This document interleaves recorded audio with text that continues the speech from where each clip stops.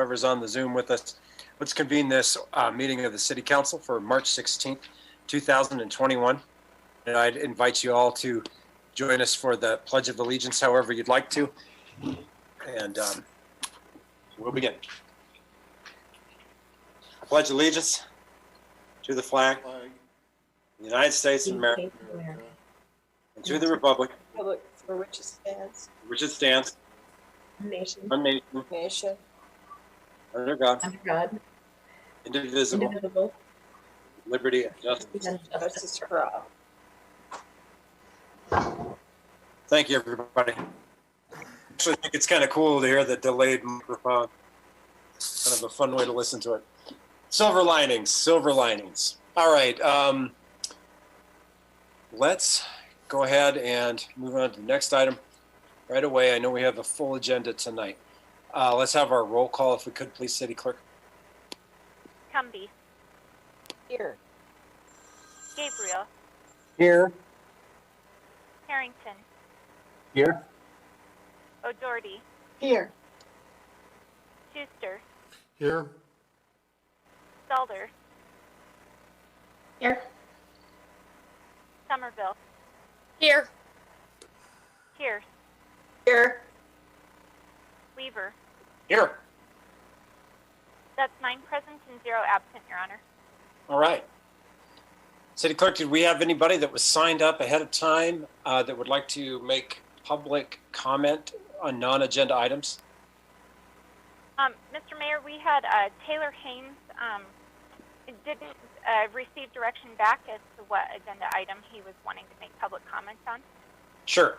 And I think what I'd like to do is just very quickly let folks know that have joined us for the meeting tonight that if they have a specific item on the agenda that they want to make a comment on, then when we, as the council, bring that item up and discuss it, that would be the appropriate time. If there is a comment that they'd like to make about an agenda item that isn't on the agenda tonight, rather a non-agenda item, then this is the time to make that comment. If it's about an item that we're talking about later, then I'd ask you to wait till later, not to belabor the point. Do we have anybody that wants to speak about anything that is not on the agenda? City Clerk. Mr. Mayor, we did have a request from Jackie Lance, and I do see her on the call. Okay. That's great. And I believe I see, is it Miss Lance? Ms. Lance on the screen? Great. You have the floor. Mr. Mayor, council members and staff, thank you so much for taking my comments tonight. I am Jackie Lance, and I live at 2112 Nighthawk. I want to address tonight's snow plowing, and you probably are all getting a lot of comments about snow plowing. And I understand that when you have a less amount of snow, that resources are limited to plow all of the streets. What I want to talk about tonight real quickly is the blizzard and our residential areas. I know that there is some lack of resources. I understand that. And I would encourage you to hire private contractors to help. My husband and I went to help a friend on 25th Street, and we're in our 4-wheel drive truck in 4 Low, and we got stuck. And my concern is for our first responders, reaching out to people with emergencies. And that is what I am speaking to tonight, and I appreciate that you have given me this opportunity to do so. Thank you for listening. Thank you, and you are welcome for that time, and we're interested in those comments. We appreciate it. City Clerk, do we have anybody else that would like to speak on a non-agenda item? Mr. Mayor, those were all the requests on non-agenda related items.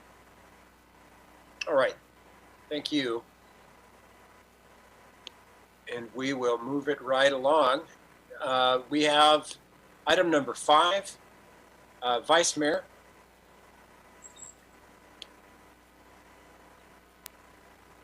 Thank you, Mayor. We have some changes to our agenda tonight. So I move that item 9F from our consent agenda becomes item 12A, And item number 14 from our regular agenda becomes item 10A. Second. All right. I believe that Councilor Cumby beat you to it, but she was muted. So Councilor Somerville with the second. So we have a motion and a second. All those in favor, please say aye or raise your hand for the screen. Aye. Aye. All right. And that motion carries. Vice Mayor?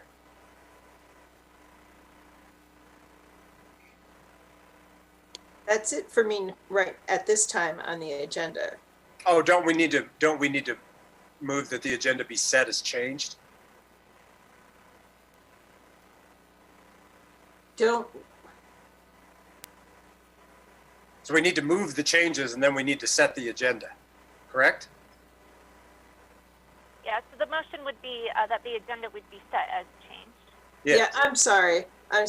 Okay, I move that the agenda be set as changed. Vice Mayor, the last person that needs to apologize for occasional agenda problems is yourself. Lord knows I exhibit them on a weekly basis.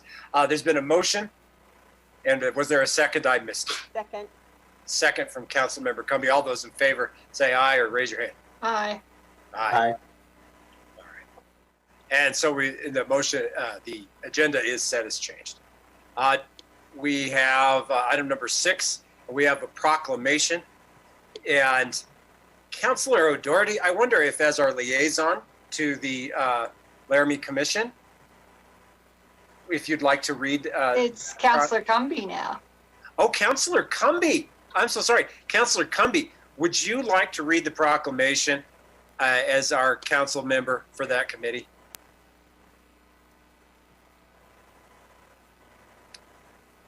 Yes, but I need to get it. I was not prepared for that. No problem, and we'll give you just a second. And that's kind of a newer thing we started to do with having a liaison. But I like that. I think it's a good thing to do if and when it's appropriate.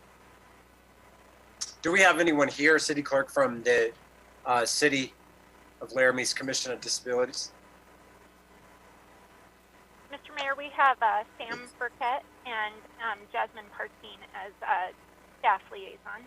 Great. And so if they'd like to make some comments at the conclusion of the reading of the proclamation, of course, we're here for it.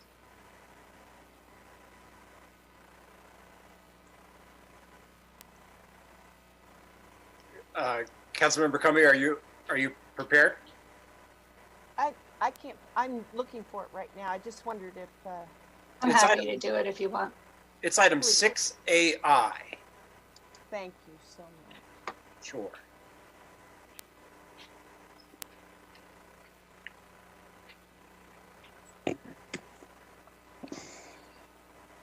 Oh, Councilmember Cumby, we're going to need you to turn on your microphone. Ready. That's okay. We're having a good old Zoom time here. Go ahead, Yeah. Councilor Cumby. Whereas disability in no way diminishes the right of individuals to live independently, enjoy self-determination, make choices, contribute to society, and experience the economic, political, social, cultural, and educational mainstream of America.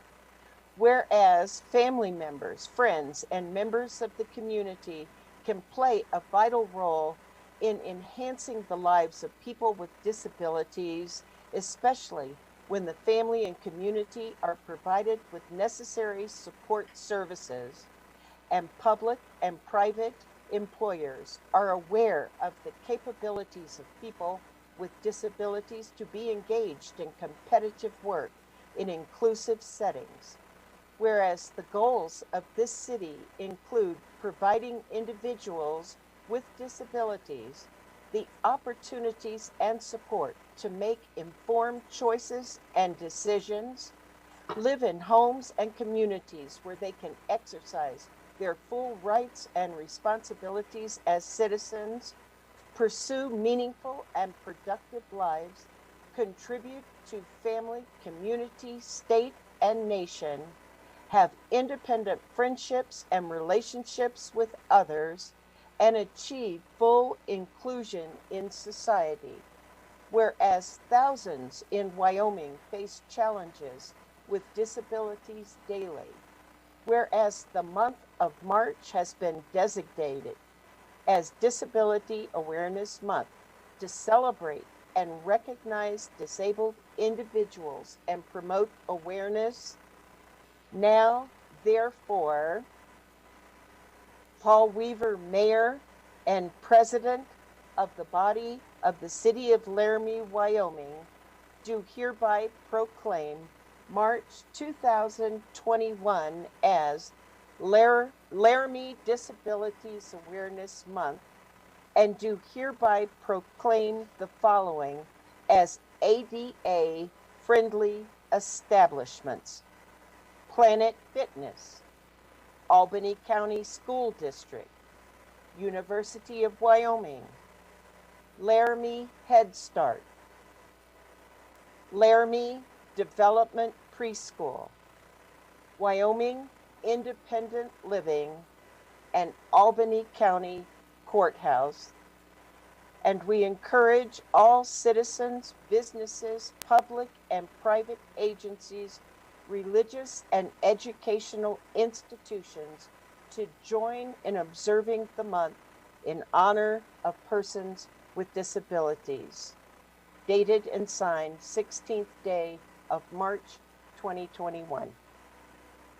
Thank you very much, Councilor Cumbie, for reading that on behalf of the council. I really appreciate it. And I see that Mr. Burkett and Ms. Parton are here, and I will turn it over for any comments that they may like to make in whichever order they'd like to make them.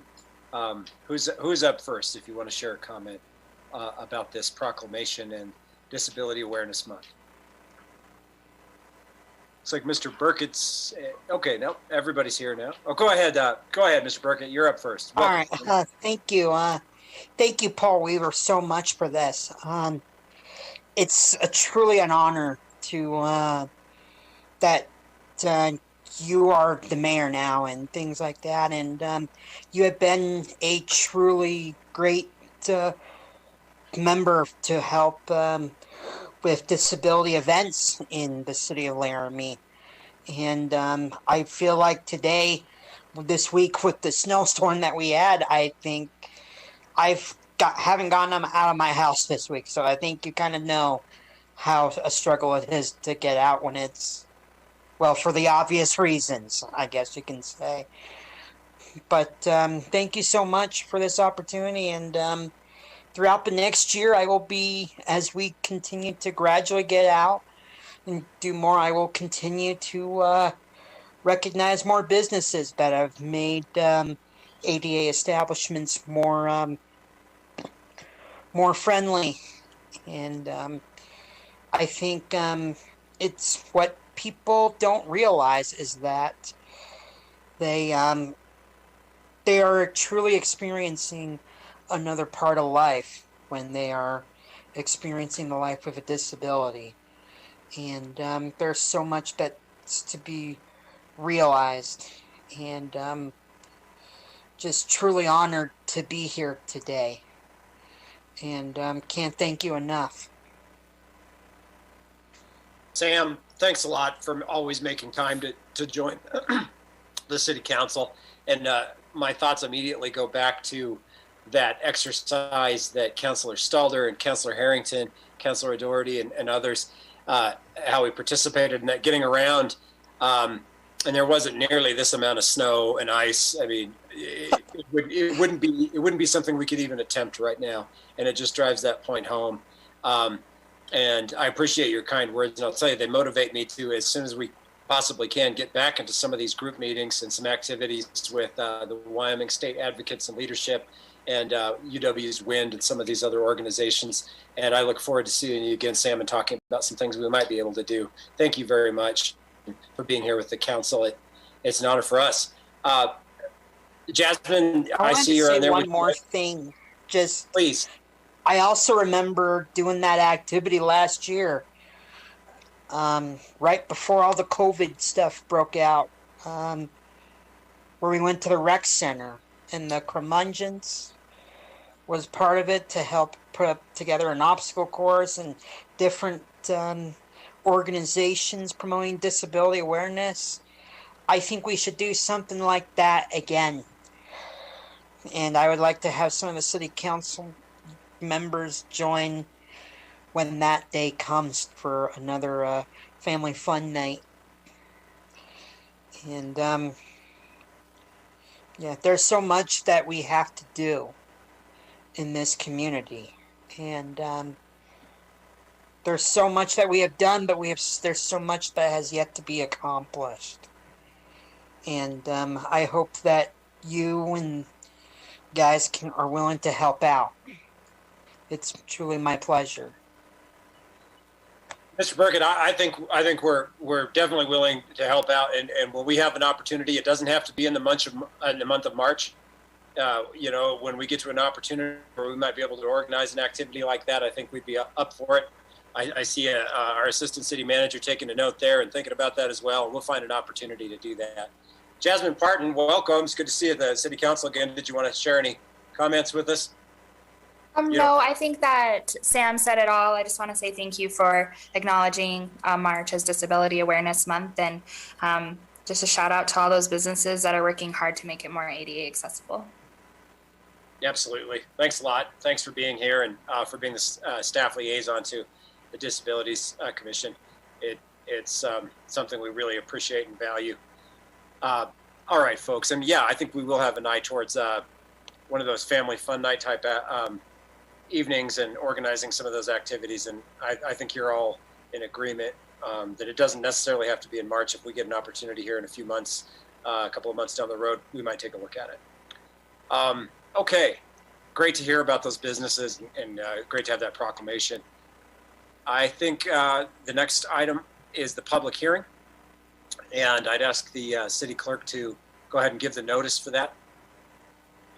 Notice is hereby given that a public hearing of the Laramie City Council will be held Tuesday, March 16th, 2021 at 6:30 p.m. via Zoom, City Hall, Council Chambers, 406 Ivinson Avenue, Laramie, Wyoming, for the following purpose. Original ordinance number 2022, amending sections 15.24.000A and 15.24.030.A to Laramie Municipal Code, adopting the 2020 edition of the National Electrical Code, published by the National Fire Protection Association, NFPA, as adopted by the state of Wyoming, July 1st, 2020. All information relative to this matter is available for review at the City of Laramie City Clerk's office at 406 Ivinson Avenue, Laramie, Wyoming. Anyone wishing to be heard should be present or may be represented by his or her agent at the meeting. Thank you very much, City Clerk. Do we have folks that have joined us that have indicated they want to speak at this public hearing? I'm also looking for hands. Mr. Mayor, I received no request ahead of time for this public hearing.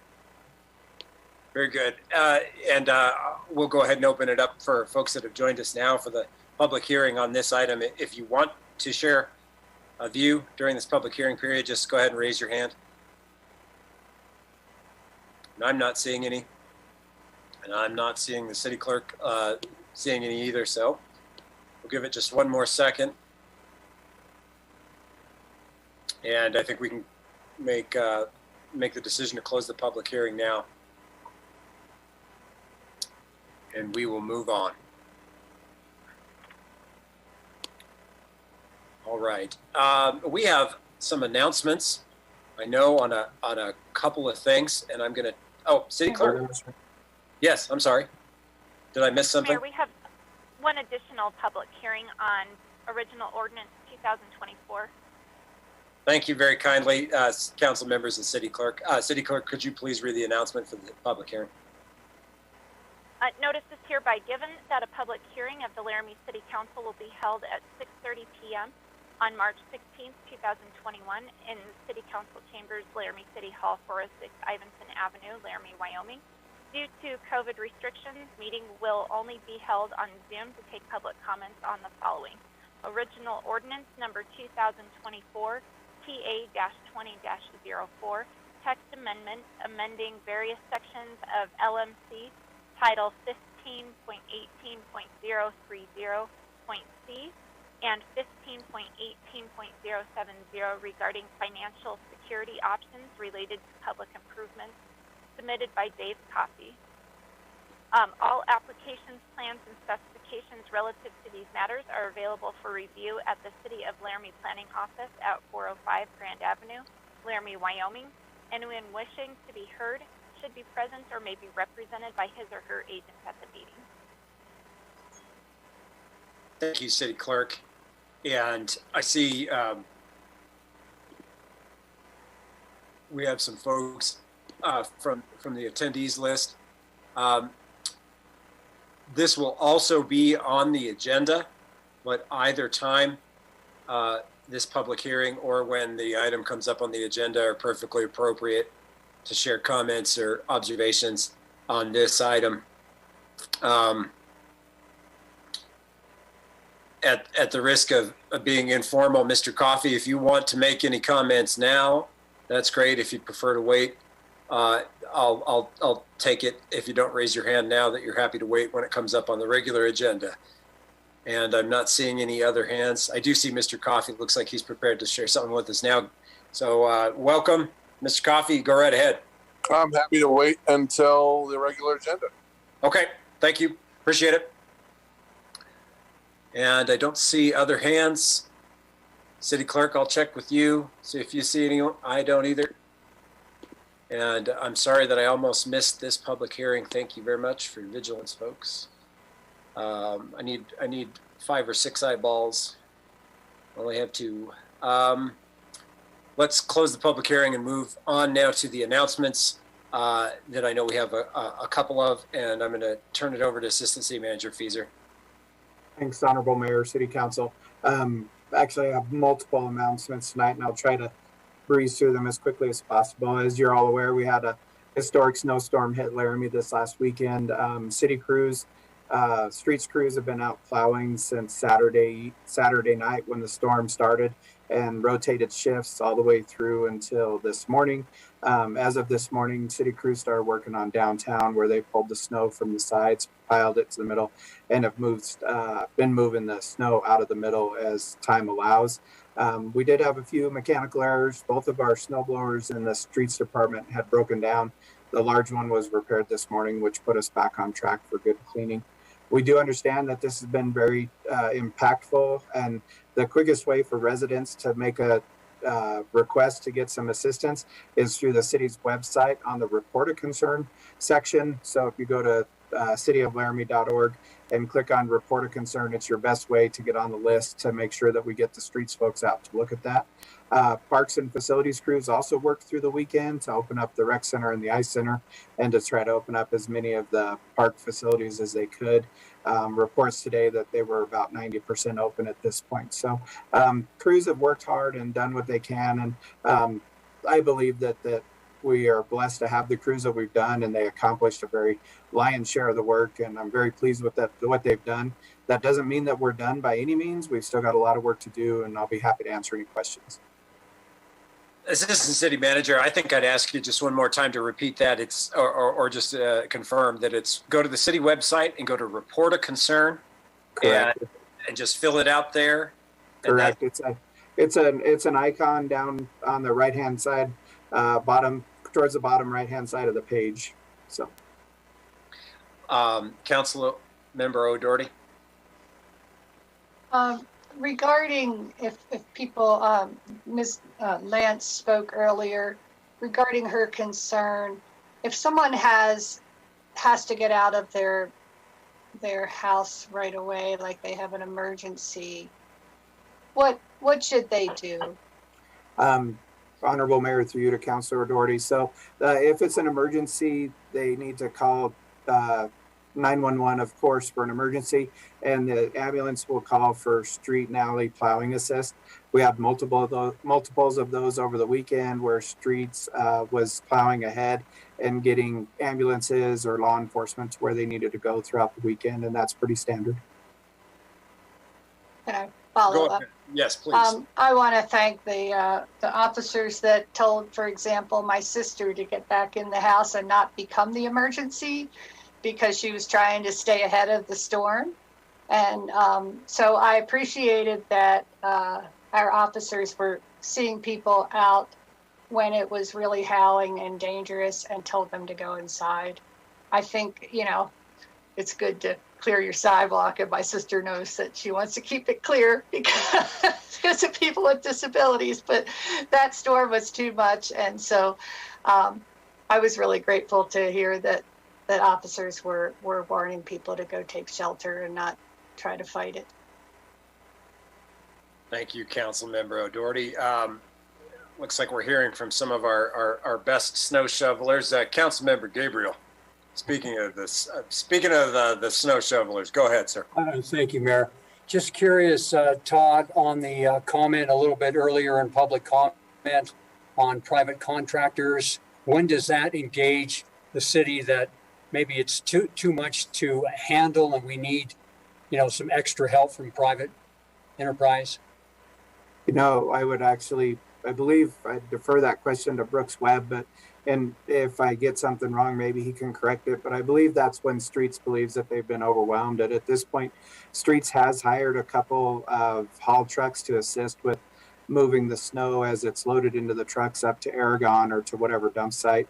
But I believe that right now Streets feels like they've got a handle on it and they'll be able to get through it all within the next couple of days. Brooks, do you have anything to add? Go ahead, Mr. Webb. Thanks for being here.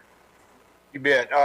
Honorable Mayor, City Council, I don't really have much to add. I was going to mention that we are using some private contractors to haul off snow downtown, but Todd got that. We will definitely reach out to private contractors as needed throughout a storm event. They're usually happy and willing to help when that comes along, but right now we think we're getting ahead of things, and we're looking good right now. So, but we definitely have a list of local contractors to reach out to that are willing to help during storm events. Great. Thanks for all of your hard work on this major storm. Appreciate it. Yeah, absolutely.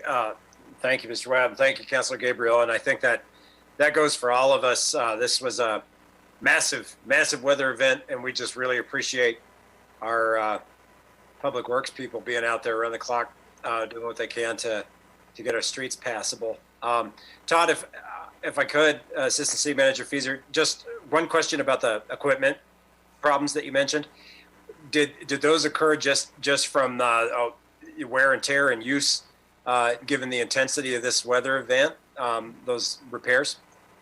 Honorable Mayor, through you, that's correct. This was a very heavy snow, and some of them were related to clutches. I believe both of the breakdowns in the snow plows were related to clutches that were just from the heavy weight of the snow and what they were trying to move, burn them out. But they did get one repaired, and I think they were close to getting the second one repaired, and we'll be back to 100% pretty quickly.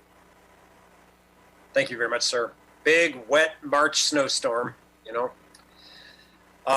Did you have some other announcements for? Before we get to the rock star of the month, I'll talk about 3 Parks and Rec announcements. First off, the City of Laramie was awarded the 2020 Tree City USA recognition. I believe it's 35 years in a row we've been a Tree City USA, and that's where the National Arbor Day Foundation actually recognized your community as a place that takes the care and planting of trees a priority. Just to give everybody some notice, our planting project for this spring is intended to be the Bill Nye Islands and the last island on Boulder. Staff has been working diligently through the mild winter until just recently to try to get the irrigation in place and be prepared for those tree plantings that'll be hopefully coming this spring, give those trees a good fighting chance to be ready to survive another hard winter next winter. So that's pretty exciting for us, and that when we do those events, we're always working to get recognized next year as a 2021 Tree City USA, which is important because we all know that trees are beautiful and they make Laramie a little bit more livable. At the Ice and Event Center, the ice season ends Sunday. There's lots of public skating available, and if you look at cityoflaramie.org/ice. You can get the public skating schedule and get out there and get your last few days of ice skating in. And then finally, registration for summer camps will be in mid-April. And we're going to be able to extend the size of that this year. We moved it last year to the Bison Event Center, and it was very successful. And we expect to be able to take more children this year as we see the coronavirus numbers go down, and we're excited about that. One last final piece, we did have a rock star of the month, and none of the folks are here because pretty much all of them were out on snow removal and they're a little bit tired. But this month we recognized Mike Malloy, Taylor Albright, Bonnie Bifu, and Zane Weber. And the reason we picked those folks is that they were kind of the instrumental leads on some of the Hollyhock Commons that we put together. Mike Malloy and Taylor Albright kind of led the crews that built the tables and installed the turf and moved the planters and set up the flowers and made sure they got watered and made sure that we emptied garbages and kept it clean. Zane Weber and Bonnie Bifu also emptied garbages, but they also took to daily cleaning and disinfecting down at Hollyhock Commons. And this was all amidst a very busy summer schedule for these folks. And, you know, that just shows that folks in this entire team step up, and they weren't alone. We were assisted by streets, and we were assisted by folks from recreation, and everybody really kicked in to help make Hollyhock a success. And just wanted to make sure we recognize those folks for what they put forward. And they're proud of what they did, and we'll know here shortly, I believe, if that's going to be coming back or not. Thank you very much for those announcements. I just want to add two little quick comments. You know, not every city in the United States of America is a Tree City USA. So that's great for us to be able to continue to have that for our community. And not every city has the staff that the city of Laramie does. They're city employees, and they're also our friends and neighbors and members of this community. We really appreciate the work they do and the extra work that they do and how they step up for when we have things like this weather event and things like the Hollyhock Commons that provides a little bit of extra work for them in the summer. And we really do appreciate those things a lot. And we just don't always get the opportunities that we wish that we did to recognize them. So thanks for those announcements. And we appreciate the work that's done by our city staff. I'm going to move on to the next agenda item here, item number 7, which is disclosure by city council members on any items on the agenda that they wish to make at this time. Mayor, on item number 13, I'm going to not vote on that item, and I can explain a little bit later if you want. That sounds fine. If you'd like to explain at that time when the agenda item comes up, that suits the chair, and I don't see an objection from the council. Thank you, Councilmember Gabriel. Anyone else? Okay. Let's move on to item number 8, and we'll turn that over.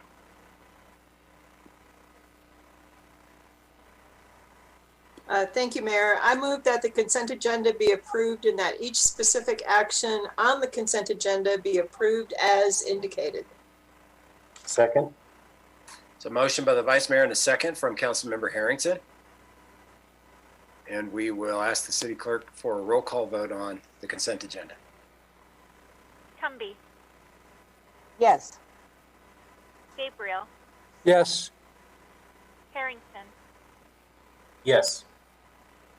O'Doherty, Yes. Schuster, Yes. Stelter, Yes. Somerville, Yes. Pierce, Yes. Weaver. Yes. That's 9 yeses and 0 noes, Your Honor. Thank you, City Clerk.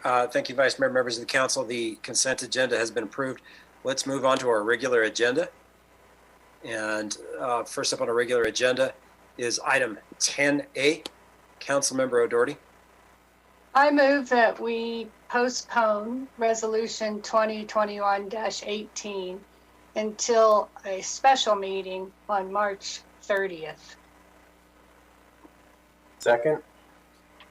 Motion and from Councilmember O'Doherty to postpone the item. The second from Councilor Harrington. Councilmember O'Doherty, and then I'll go to Councilmember Schuster. Councilmember O'Doherty. I have a point of order. I think you have to bring it on the floor first before you can postpone it. So maybe we need to ask City Clerk on that. Point of order taken. Thank you, Councilmember Schuster. City Clerk? That is typically what we do, Mayor, is to bring the item on the floor first so we can take action as a secondary motion to postpone to a date certain. Would the motion member and the second like to amend the motion to reflect just bringing the item onto the floor? Okay, yes. Any objection from the second? Approval from the second? Thank you for the point of order, Councilmember Schuster, very much. Councilmember O'Doherty.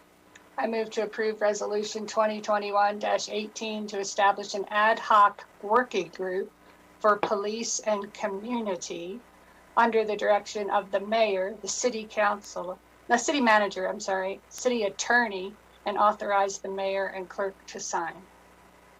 All right, and then we have the second. Yeah. Second. All right, and the second. All right, Councilmember O'Doherty. Yeah. Now I move to postpone consideration of resolution 2021-18 until a special meeting on March 30th. All right. And the second concurs, we believe, we see no, okay. Yes. All right, Councilmember O'Doherty. I'd like to move this to its own meeting because it really can't share space with our other agenda items. It's a big item. It's generated a lot of feedback. And I think that a lot of the feedback indicates that people don't know what we're discussing. We're discussing an ad hoc working group to have a community conversation about the police and the community. We are not asking to set up an oversight board. We're asking to have a conversation, and yet this has generated a lot of concern. And so I feel like it needs to be its own agenda item. Thank you. Thank you, Councilmember O'Doherty. Other comments on this motion from the council? Councilmember Schuster. Thank you. Will we be allowing public comment? I know we had some people that wanted to comment on it. So are we going to allow them or not allow them tonight? Thank you, Councilmember Schuster. I think we need to allow folks to make comment on the item tonight. So we will. And I agree. I think there are a number of people that have attended here that wanted to speak to this item, and they've communicated with the council through email and so forth. But I appreciate the question. Council members? Anybody else want to add to this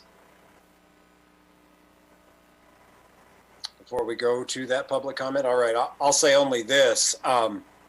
We certainly have received a lot of feedback, a variety, and we've received a number of emails, and the council received an email with a petition with a number of signatures on it.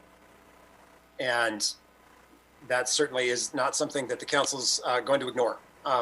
For my part, speaking as just as an individual member of the council with one vote, I think it's probably appropriate to give this item its own meeting, where all of the time that the council devotes for that evening is to this issue and to the public's views on this issue.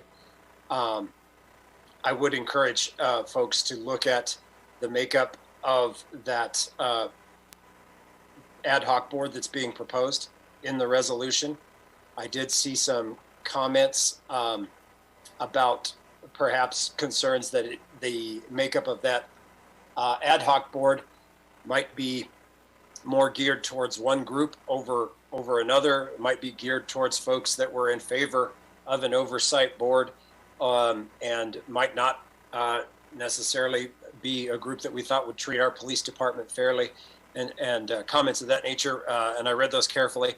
I would encourage people to go again and read through that resolution and examine the substance of it, so that it could be made clear that the ad hoc group proposed in the resolution is not the oversight board, and is not intended to be the oversight board, nor is it certain that the city of Laramie will adopt an oversight board.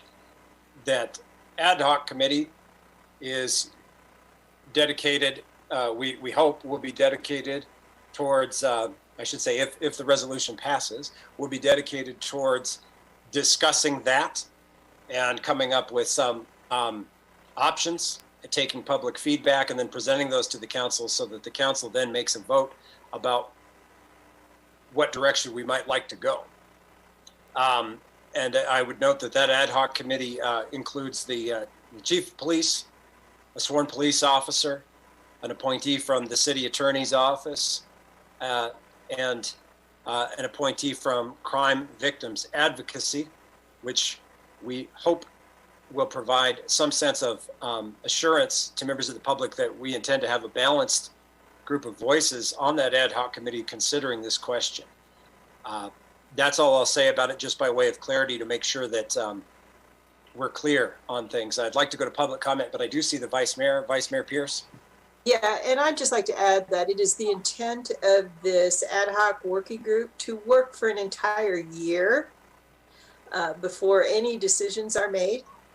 So certainly there will be plenty of time for comment and consideration on this particular item.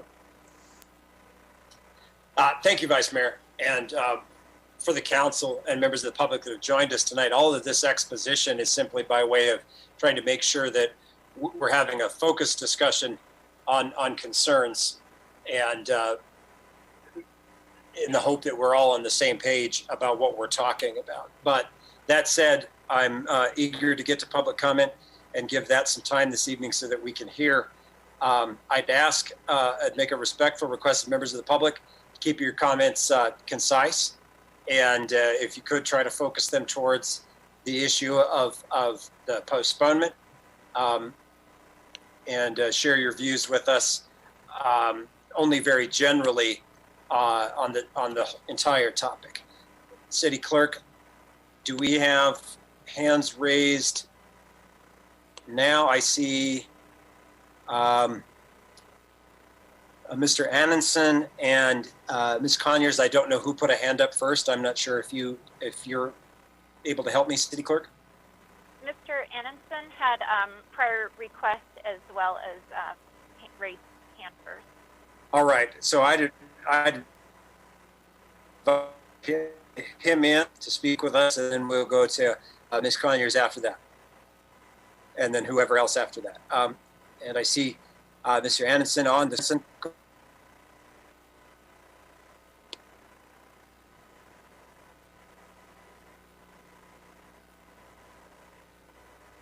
Mr. Annenson, if you're speaking to us, we're unable to hear you, but we'll give you a minute.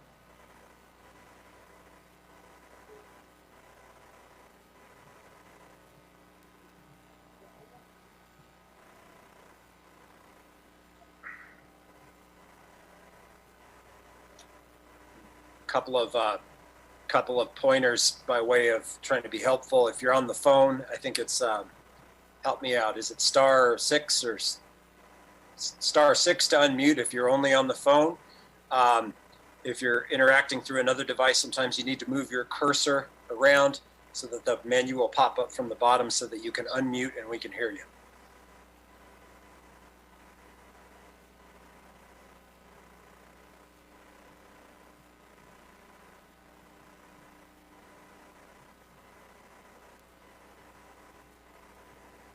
Tell you what, City Clerk, why don't we move to the next public comment, and we'll come back to Mr. Annenson after that comment and see if he's available. Ms. Conyers, you're on my screen and you have the floor. Welcome. Thank you, Mr. Mayor. I would like to just say that I really appreciate the thoughtfulness that you guys are putting into this. I do want to also thank you guys for devoting an entire meeting to this. I feel like it is extremely important for the entire community to have the time to reach out to not only you, but other members of the community and their law enforcement officers to see how everyone feels about all of these things. And then to know that we have that year to have that conversation, that's wonderful. And those were things that were not relayed previously, or that I had not heard previously. So I really appreciate those comments prior to this postponement, or in regards to the postponement. I would like to say also that I second and third and fourth the comments about making sure that the ad hoc committee is a diverse committee, that there is several different people from all aspects of the community involved in that. I also liked the religious leader portion that was on the mentioned as being someone that would be involved in that. I think that that's important as well, that we have those people involved. I don't know that the University of Wyoming needs to have 2 representatives on the board. I think that 1 is sufficient. And especially since I don't know that their police force would be subject to any kind of oversight through this committee. So just those things to keep in mind. But I do appreciate your time, and I appreciate your thoughtfulness towards this, and the acknowledgement of all of the signatures that we have so far. We have just over 1% of the population in just under about a week with that monumental snowstorm. And so we really appreciate you considering all of that. So thank you for your time. Thank you very much. And thank you for taking time out of your evening to be here to share your views and for communicating with the council. City Clerk, I'd like to go back to Mr. Annenson and see if he's available for us now. If you are, you have the floor.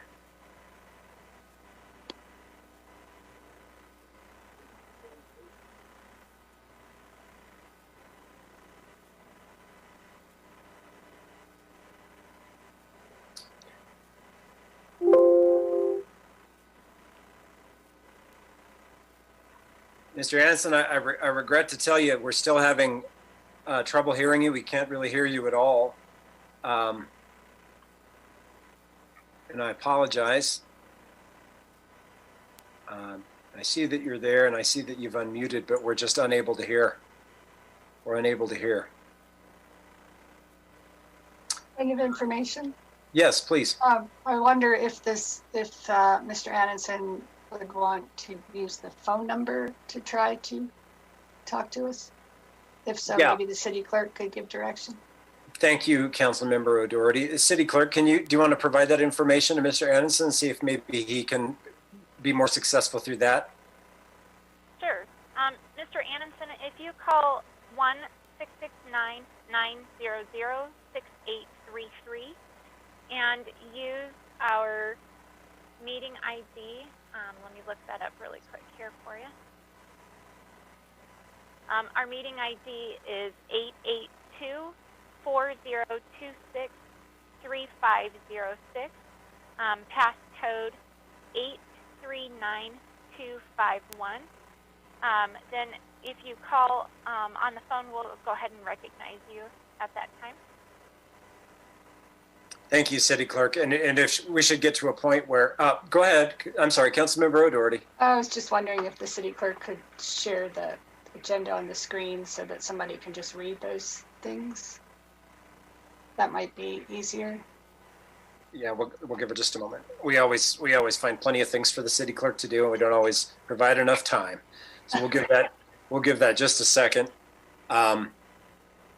And then if we're unable to get to everyone for this period of time, if there's 1 or 2 people that haven't been able to make a comment that feel like they really want to, then we'll see if there's another moment in the meeting. For now, while we're waiting for people to maybe use some of these different venues, we'll move on. And I see that Linda Devine is here and has raised her hand, and we'd like to let her into the room.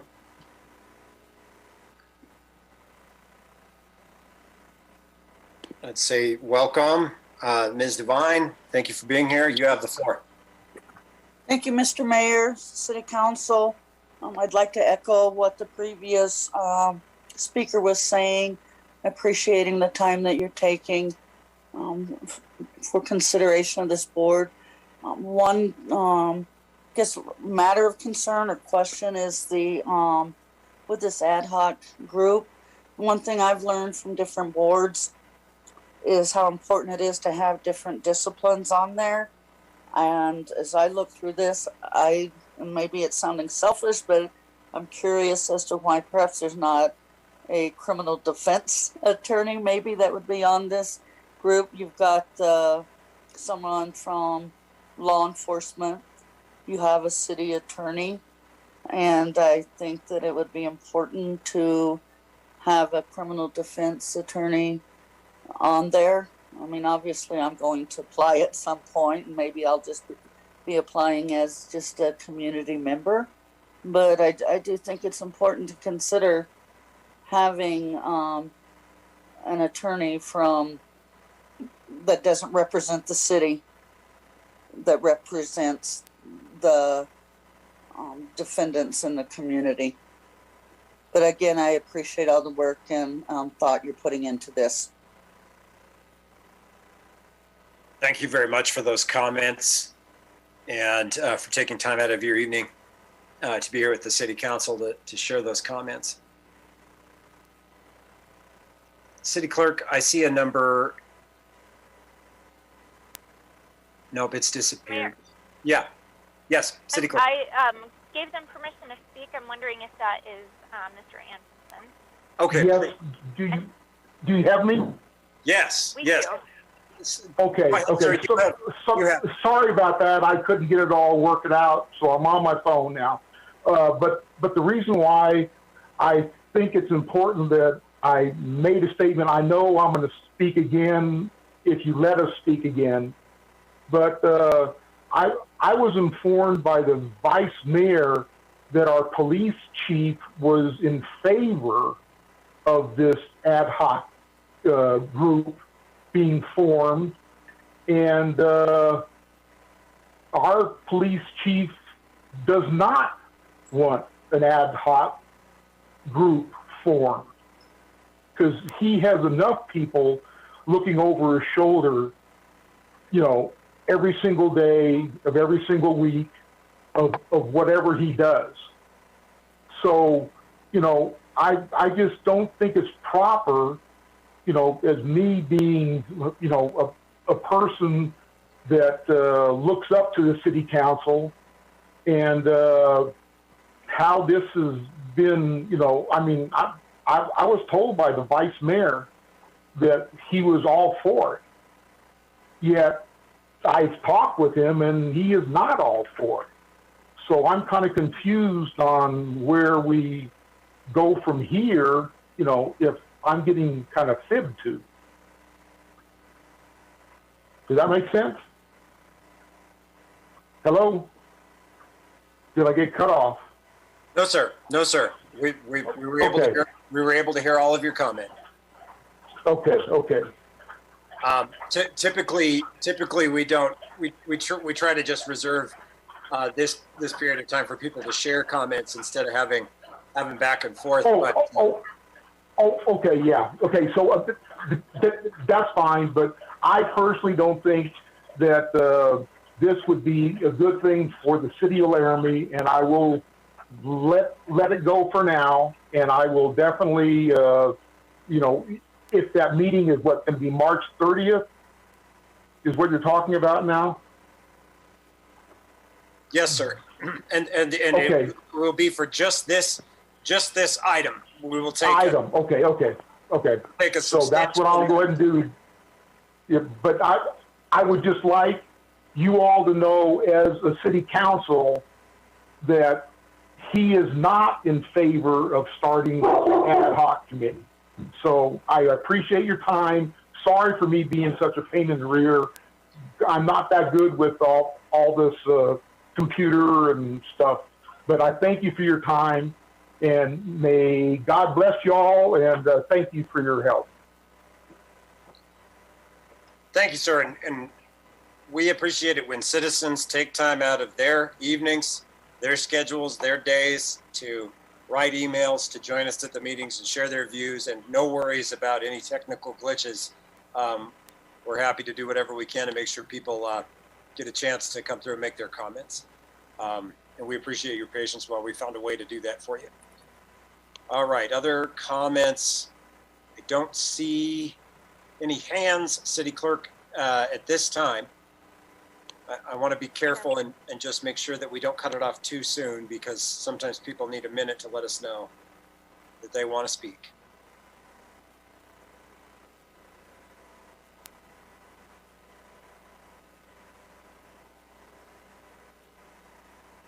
I don't see any. And perhaps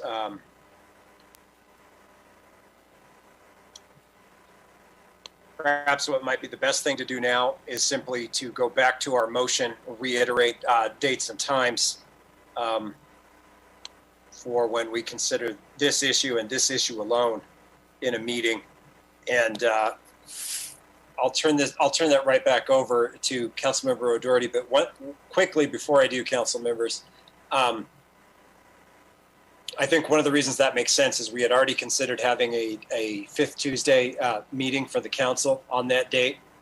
And given the level of interest that we've heard about this, it seems like that might be an appropriate use of that time slot, which is to say nothing about needing to find another time to have a more open-ended evening where people are able to speak to us about any number of issues, but maybe not the 30th, because we have some things on our agenda. And I appreciate the council letting me make that comment. Councilmember O'Doherty. I just was proposing it as a special meeting, because whenever we add it to the agenda means that we won't be able to get to budget and all the many, many, many things we have to work on.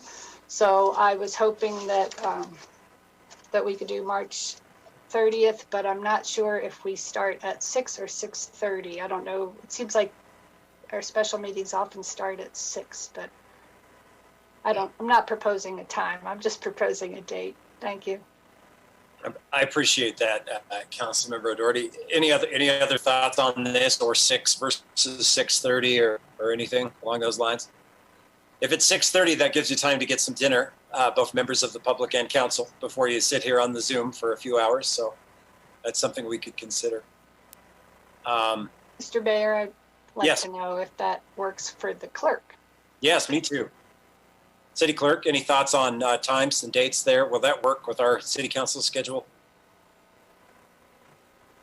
Mr. Mayor, when we send out the notice to the public, we can notice either 6 or 6:30, whatever time that council would like. It doesn't appear that council chambers are being used that evening, since we do our recording in there. So either one should work. Thank you very much, City Clerk. Looking for some input on this, folks, and if we don't need to have any further discussion on this, we can just go ahead and set it. I don't see any hands raised, and so I'm sensing that folks are ready for a vote on the motion, and we appreciate the time that people have given us to make their comments and share their views with us, and appreciate Councilmember Schuster clarifying that folks would be able to make public comment this evening. If there aren't any other comments or questions, why don't we go to a roll call on the postponement motion? O'Doherty. Yes. Cumby. Sorry, Cumby. Absent. Gabriel. Yes. Harrington. Yes. Schuster. Yes. Somerville. Yes. Stalder. Yes. Pierce. Yes. Weaver. Yes. That's 8 yeses, 0 nos, and 1 absent, Your Honor. And that motion carries.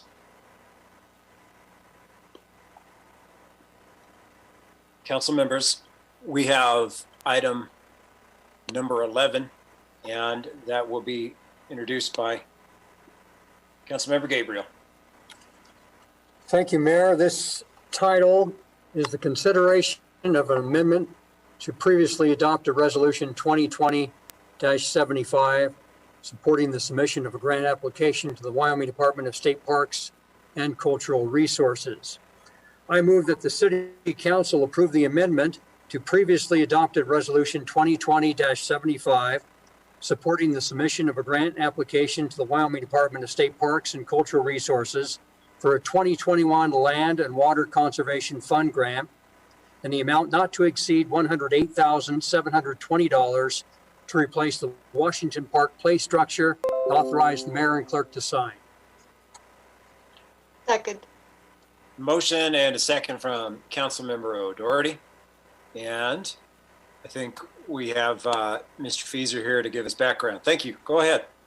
Honorable Mayor, City Council, what you have before you is an amendment to a resolution that you'd already approved. We have some new staff at the state parks that requested some changes to the language, and those 3 changes indicate that we'll budget for the full amount, knowing that it's a reimbursement grant.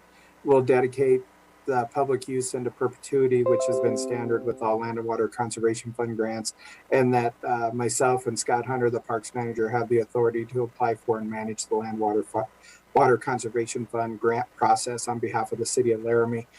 Pretty simple. We did have a resolution similar to this on the consent agenda. That one was on the consent agenda because it was south of the $100,000 limit, and this one is on the regular agenda because it's north of the $100,000 limit. I'll be happy to answer any questions you may have. Thank you, Assistant City Manager, and yes, for noting that at that level of expenditure, we need to bring even small changes to an item up for council discussion. Council, do we have any questions about this? I think it's been explained pretty clearly to us. I know we're looking forward to getting that equipment upgrade. Honorable Mayor, if I Please. could add one more thing. Yes. We were notified that both applications were accepted and they landed as number 5 and number 7, and they're well within the funding amount that the state parks anticipates to have this next year. That's good news. That is good news. I have a question, but I want to turn it over to council members for questions first. Other council members. I don't see anybody. My question, Assistant City Manager, is just how old that equipment is that we're seeking to replace. Honorable Mayor, if I remember correctly, Washington Park is the oldest piece of playground equipment that we have in the system right now, and I believe it was installed in the late 80s. And then Kiowa is actually not an older, but due to degradation and use, it's getting replaced a little bit sooner, and I think it might have been in the late 90s. So, no. Okay, so it's been a little while either way on that, and I suppose wear and tear and use just demonstrates that people are enjoying our parks. Go ahead, Councilmember Harrington. Thank you, Mr. Mayor. Assistant City Manager, somebody mentioned to me, a constituent mentioned to me previously that Washington Parks playground equipment has no like teenage or sort of that area swings. Had never realized it, but it only has toddler sized swings. Will sort of like traditional swings be included in this new playground equipment? Honorable Mayor, through you to Councilor Harrington, we are planning on putting, I believe, adult or older kid swings in Undine, which is good news, and that'll all come through the design, and we're certainly happy to try to put swings into this facility if it makes it fit through the design. The playground hasn't been designed at this point. Thank you. This goes in the bucket of things you never thought you were going to have a conversation about, but happy we are. Honorable Mayor, through you to Councilor Harrington, I'm actually excited to have swings make the comeback. They've started to make the comeback. They were removed for a reason that I don't think really carried water in the bucket as far as I'm concerned, and I'm glad to see them coming back in the country. All right, exciting topics for the City Council. I hope some of these swings will accommodate people 40 and up. Councilmember O'Doherty. I just wanted to add, yay to the swings. I use the ones over by the river, and I enjoy swinging, and it's a great activity when you're watching kids. Thanks. All right. Any other questions or comments here? It's great to hear about getting some upgrades and being able to take advantage of those grant programs. Small things, but they make a big difference. I don't see anybody else eager to talk about this. So I think we should ask the city clerk to give us a roll call vote. Mayor, did you want to ask for public comment? Oh, I certainly do. Thank you, City Clerk. Is there anyone that is here with us this evening that would like to make a public comment on this playground equipment upgrade? I don't see any hands. But we need to remember to ask. The chair needs to remember to ask. Apologies. All right. City Clerk, let's have a roll call vote for the item. Cumby, Yes. Harrington, Yes. Somerville, Yes. Stalder, Yes. Schuster, Yes. O'Doherty, Yes. Gabriel, Yes. Pierce, Yes. Weaver. Yes. That's 9 yeses and 0 noes, Your Honor. And that motion carries. We'll see you at the swings, this summer. Okay. Let's move on to our next item, which is item number 12. And this is for introduction by the Vice Mayor. Thank you, Mayor. I move to approve original ordinance number 2024, amending various sections of Laramie Municipal Code 15.18.030.c and 15.18.070 regarding financial security options related to public improvements on second reading based on finding of fact and conclusion of law. Second. Motion by the Vice Mayor with a second by Councilmember Harrington. And I see that we have our Chief of Planning, Mr. Tini, here to give us background for the second reading. Welcome. You've got the floor. Mayor and Council, good evening. At the first reading, I did a fairly extensive overview of the ordinance. With that, we did have an amendment that was approved by the council, and so that's reflected in their second reading ordinance that's attached. Really, I don't have a whole lot to add based upon what was presented during first reading.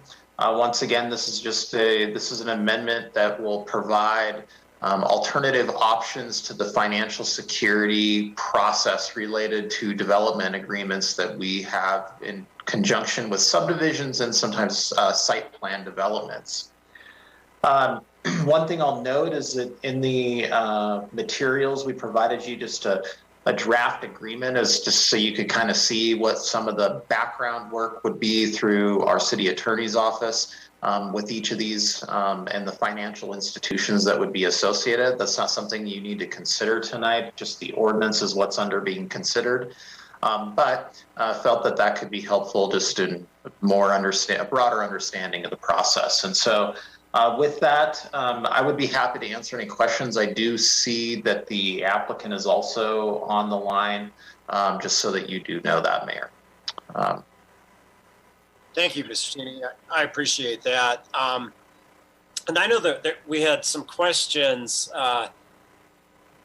about this that we didn't really have all the time that we wanted to spend on them for the first reading with this. And I would note that our finance director is here this evening, and I think there have been some questions about the different approaches and the different varieties of financial security methods provided by other cities and towns in Wyoming. And I think it's accurate to say that there's a variety of approaches, and that what I think we're trying to do here is just add another one in the mix. Director Brown, if you have any further background that you want to add to this, we're here. If you have any comments, or if you'd just like to be available for questions, that's fine. Mayor, I'll just be available for questions if anyone has anything. Thank you. Really appreciate that. Council members, discussion on this? Councilmember O'Doherty. I'll just repeat that I think it's a good idea to give some flexibility when someone's making a big development, that we want to be able to have the infrastructure paid for and not held up, and this is a way for that to happen. Thank you. Thank you, Councilmember O'Doherty. Other council members? questions for Mr. Tini or Director Brown? Director Brown, I've got a question for you just again on the variety of security options that cities and towns employ. And my question is, see some other communities in Wyoming that might have adopted something similar in addition to systems they might have had that reflect our current methods for securities? Mayor, from our research with Cheyenne and Casper, which we looked at, we don't think that they have the financial security in their code. It's not in their code. Casper doesn't have this flexibility that we're offering right now. Cheyenne, I think they might have a practice, but it's not in code. So that was one of our concerns when we were looking at this, to try to find code that would actually allow us to offer some of these solutions. And they do have it around the country, but not necessarily in Wyoming. From a finance perspective, Director Brown, just to follow up, are you satisfied with what we have outlined here in terms of putting it into code?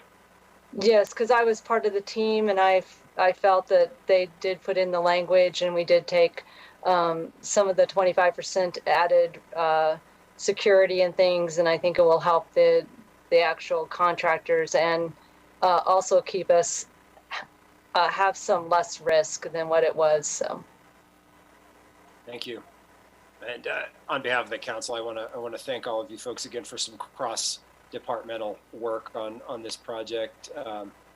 And I think if there are any more questions, we'd like to go ahead and provide members of the public in our attendees list to make any comments that they want. I know we have Mr. Coffey, who indicated earlier that he wanted to make a comment. So, and if anyone else does, so let us know by raising your hand, and we'll let you in the room. And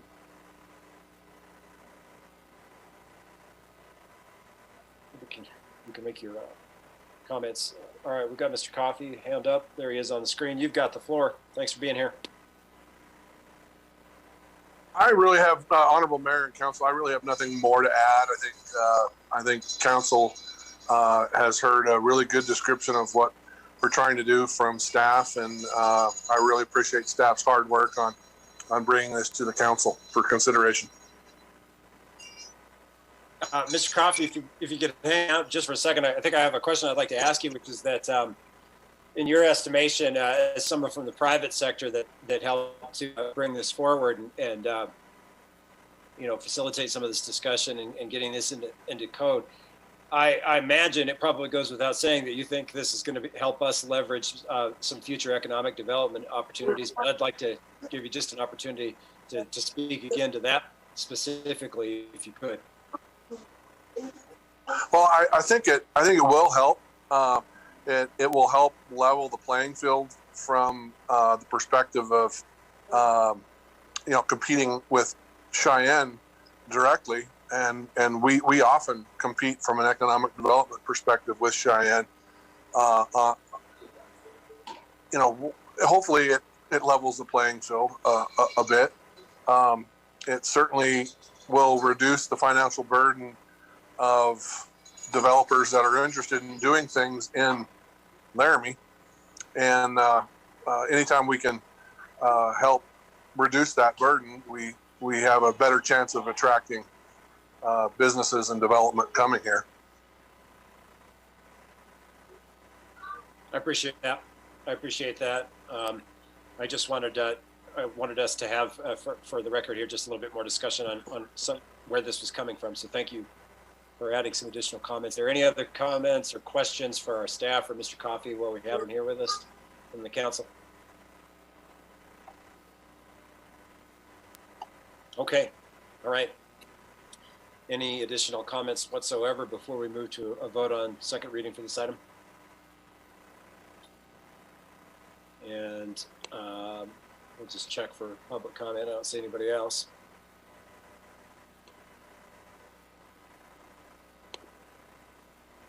Well, want to again just recognize that this is a little bit of an innovative approach, and that cross-departmental work and that work with the private sector to try to increase some economic development opportunities for Laramie. It's certainly one of our council goals and has been, to my knowledge, for the last several years.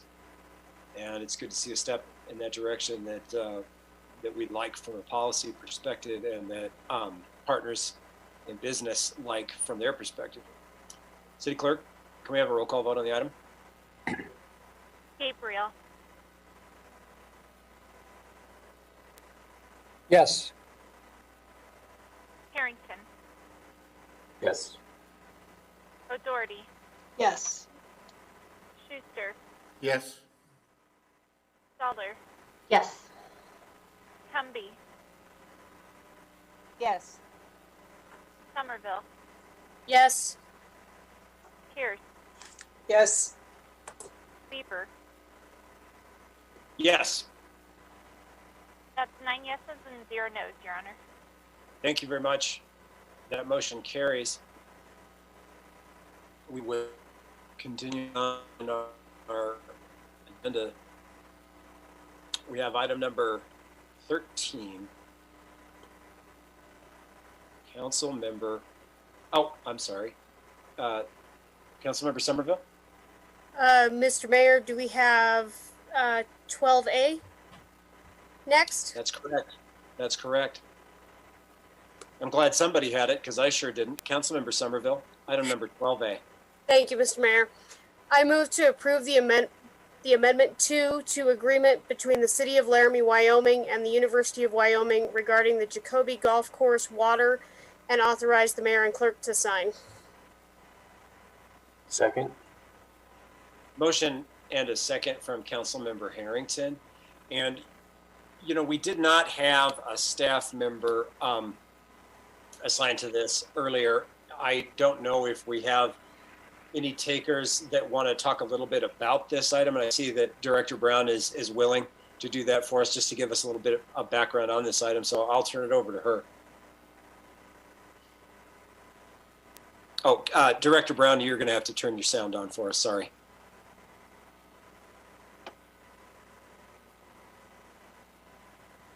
There you go. There.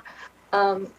Mayor, this item right now, if we do not, and basically we're just taking an amendment at this point to have the discounted water at the Jacoby. So, you know, the background of Jacoby rates has been, you know, this item basically with the conservation grant, when they first built this golf course, said that the public would have usage, and in that back before 2007, Jacoby we were giving free irrigation.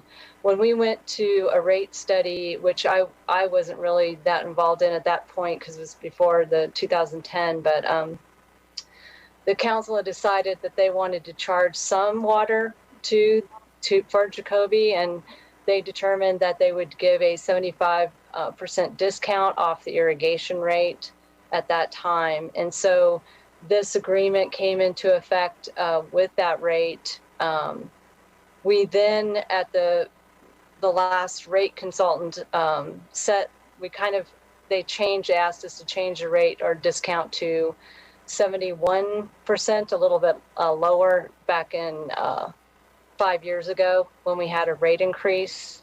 So now they're paying $2.22 per 1,000 gallons. The regular rate $7.76 for everyone else. So we're giving discount on Jacoby up to 75,000 gallons. They usually never reach that. They're around 55 to 60,000 gallons per summer use. So this was to just take that because we had extended it for 2 years. Now we're asking to do a 1-year agreement. I think this was kind of the attorneys concurred, and Bob can talk about that, but wanted to bring an agreement to say, let's extend it for a year. We're still in negotiations with Jacoby and some of the wells and things that are going on. So I think we're trying to extend this agreement to give them the discounted rate through starting in April through next March of 22. Thank you, Director Berger. do we have other members that want to help provide any background on this before we go to council for questions or comments? Certainly don't need to, but I want to make sure that if there's additional information that might be relevant for our discussion. I'm not seeing any just yet. Councilmember Somerville, brought this forward. Did you have anything you wanted to start? Thank you, Mr. Mayor. I have a couple of questions to start, and then I'll let other council members jump in on this. This is an agreement with a long history on it, and certainly there have been, more recent developments, and so I have some questions about the origins of this amendment. Chief Operating Officer Brown, did UW approach us and ask us for this extension, or have they been at all involved in the conversations around this particular agreement for Jacoby recently, I should say? No, I believe that it was actually we offered and extended the offer to them. And Mr. Mayor, if I could ask a couple of follow-ups to that. Have you received a response from the University of Wyoming specifically offer to extend the agreement? Yes, I think that they're receptive. And like I said, I think the attorney, Bob Souther, might have some more information. But yes, I think they were receptive to the agreement. And that's the amendment to the agreement. Okay. Mr. Mayor, I guess I'd ask City Attorney Souther to jump in. Okay. A question from Councilor Somerville. Just sure. Yeah, go ahead, City Attorney. Yeah. Sure. As I understand it, Malia sent the university a reminder letter, I don't know, 8 weeks ago. University responded, proposed an amendment that's much like ours with one big change. It said, could we extend this agreement for another 10 years? We wrote back and said, no, we'd recommend to council that we extend it for a year, given the flux that this is all in. And we put on the face of the amendment that you see in front of you, we made certain the rate so there'd be no confusion about that. And second, we put on the face of the amendment why we're doing this, which is in exchange for the public access to the golf course. And so we reminded them, university came forward and said, how about this? We wrote back, said, no, how about this? And they have told us that their administrators believe that what's in front of you is acceptable. They need to get it approved by the trustees. I forget the date, but later in March, next week or the week after. Thank you. Councilmember Somerville, any more questions or follow-up for staff? Mr. Mayor, I'll hold the rest of my questions so I don't monopolize all the time. I'll let other council members go right now. Thanks. Oh, all right. The spirit of generosity. Councilmember O'Doherty. Yeah, I'm trying to figure out why it's stated, why the right before in witness whereof it says 2021 $7.76 per unit. Is that because that is the city adopted rates, which is, I think it could use a colon to make it clear that this is the normal city rate and that they're getting a discount. If they go over, I'm sorry, Mayor, through you. Go right ahead. If the university goes over their 75,000 gallons, then they are charged that rate. Okay, sorry. So we need that rate also. I got it. Sorry, I think a colon would be helpful though. Thanks. Some suggestions on punctuation from Councilmember O'Doherty. I have a question, but I want to make sure that other people get a chance. Other council members. Councilmember Stalder. Thank you, Mayor.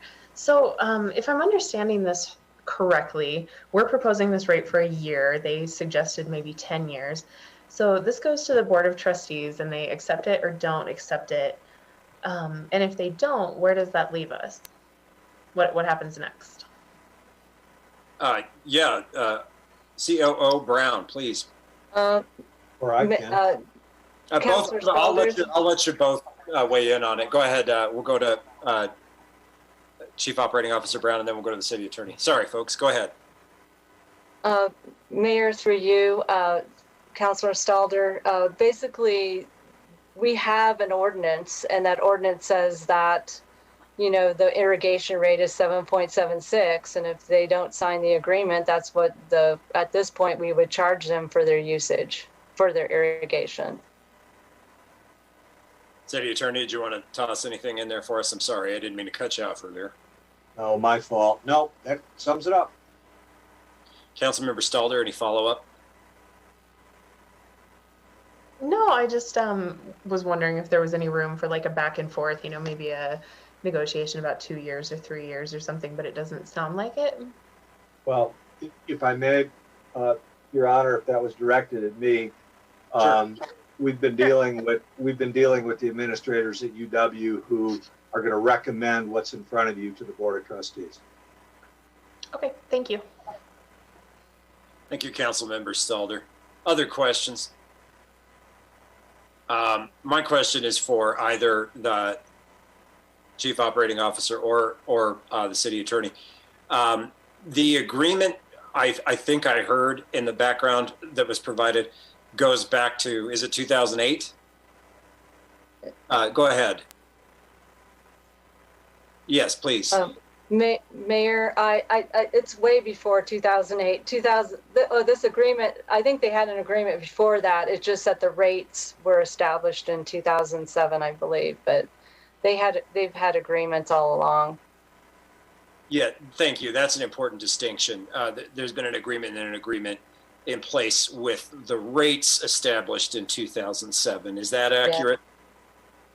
Yeah. And I'm not 100% sure because I wasn't here or wasn't over this. It was usually the Parks and Rec people or Public Works, and so I can't totally say what they look like back then.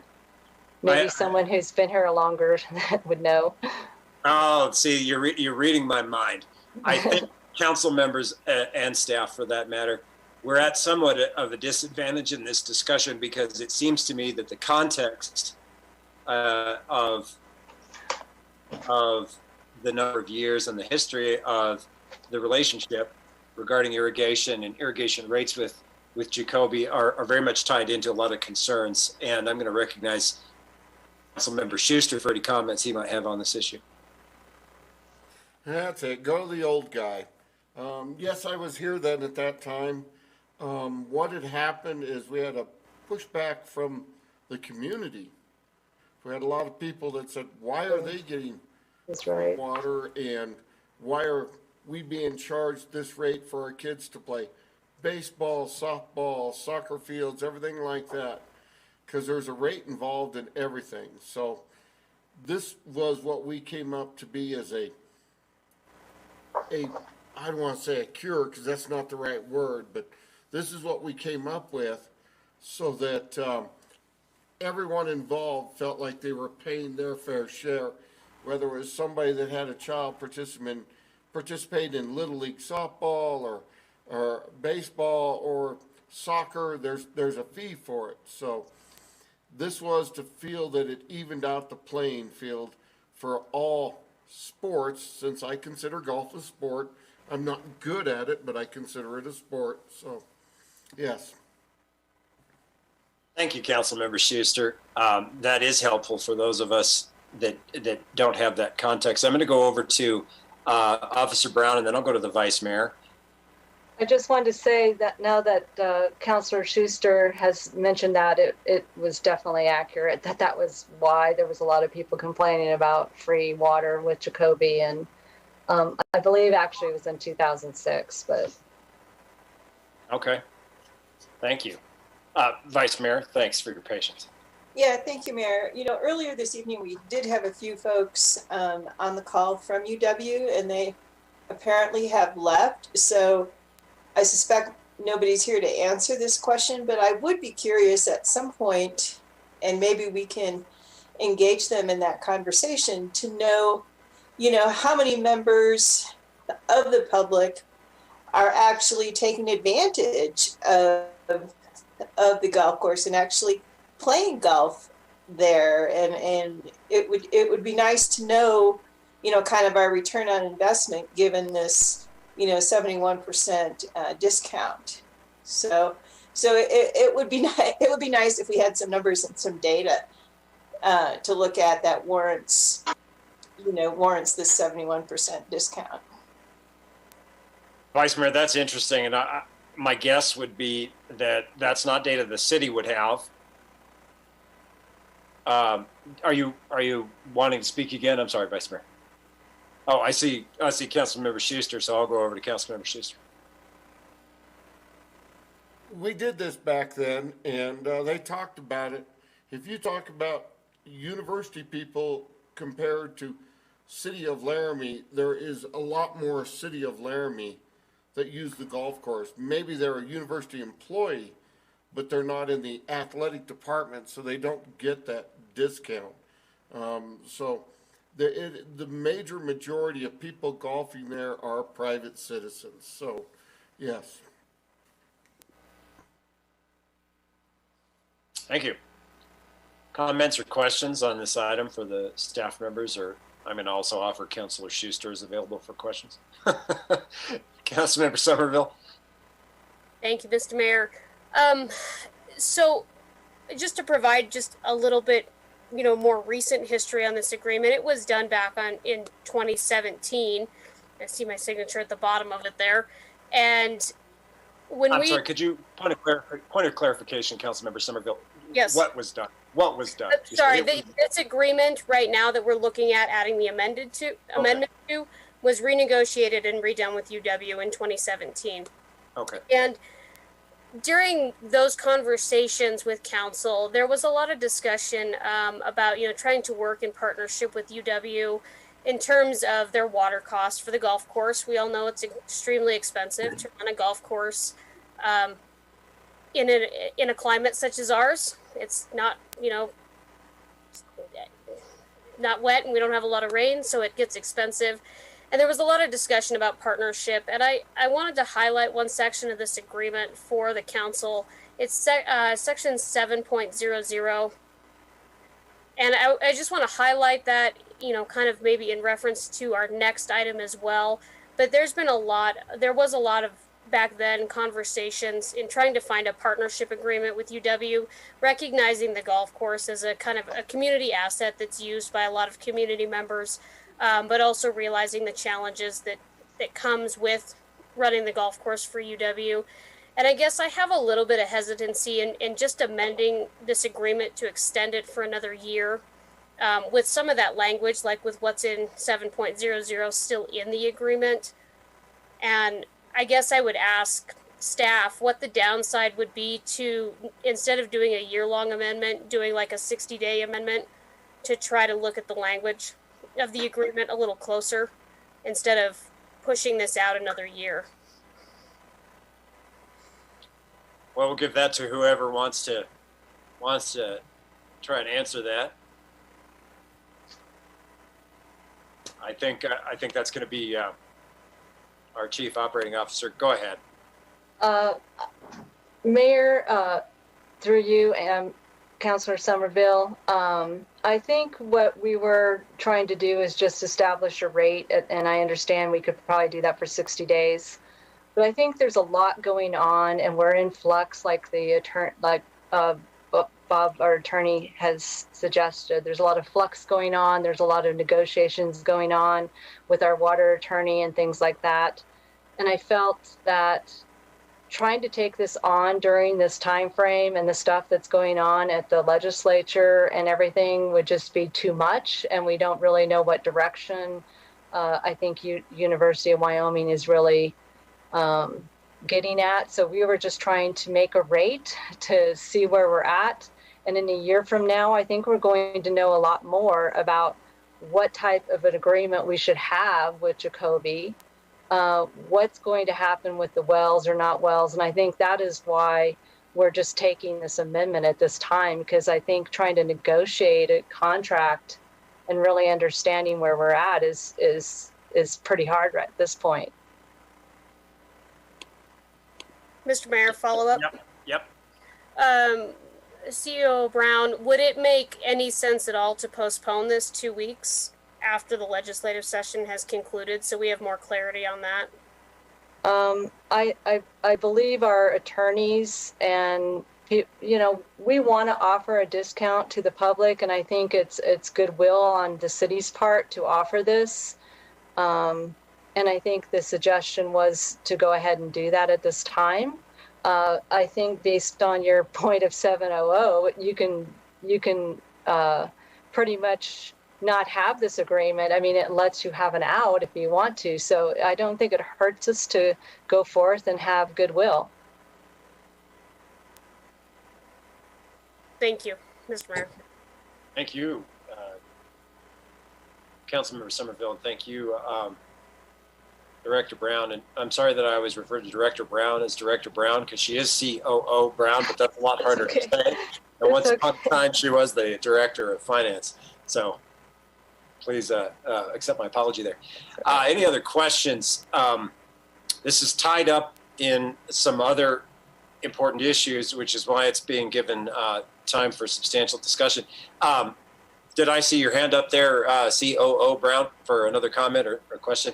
Anyone else from staff or council questions or further comment or context on this before we vote? I think, okay.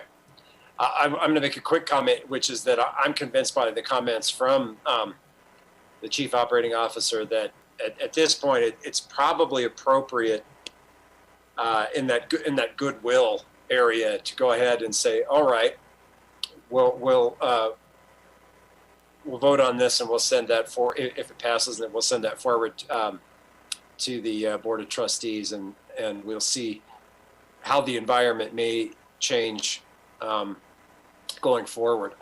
Councilmember O'Doherty. I just think that there won't be any irrigation very soon, and then after the summer, it's a moot point. So I think it's reasonable to do a year. Thank you. All right. Thank you, Councilmember O'Doherty. I think that golf course is getting plenty of water out there right now. Councilmember Gabriel. Thanks, Mayor. I've been watching this as Councilor Schuster has over the years in my previous positions. I moved over here from Cheyenne in the early 70s, watched a lot of city council meetings, and I really feel that the city has done a great service to the university and to the golf course. You know, offering this water free at one time, and now we're giving them a large discount because we feel the golf course is a community asset. People really enjoy going out there during the spring and summer and the fall. And it's something that is very positive for this community. So I think that the city council in previous years should be commended for their excellent foresight to preserve this agreement and have a golf course that we can all be proud of. It's been upgraded over the years, and it's very nice. It's been attracting recently some tournaments that they haven't had in the past. And so for this community to have a golf course like we do is very important. And I think, the university hopefully realizes what the city has done in recognizing these rates have come at a big discount. And I think the city wants to work with the university to make this golf course what it is presently. Thanks. Thank you. Thank you for those comments, Councilmember Gabriel. And I second them. And I want to thank the council for allowing a little bit of discussion on this, and Councilmember Schuster, particularly yourself, because you were able to provide some valuable perspective on that, going back a little bit, and it's useful. I think we better go to a vote now on this. And Councilmember Somerville, over to you. Thank you, Mr. Mayor. I just wanted to add, I think it's really important to work with UW in partnership, but given the current circumstances and the next item that we're going to discuss, I am not comfortable with this language that's in this contract. I'm not comfortable that it doesn't recognize the ordinance that was passed prior to me rejoining the council last year on wells.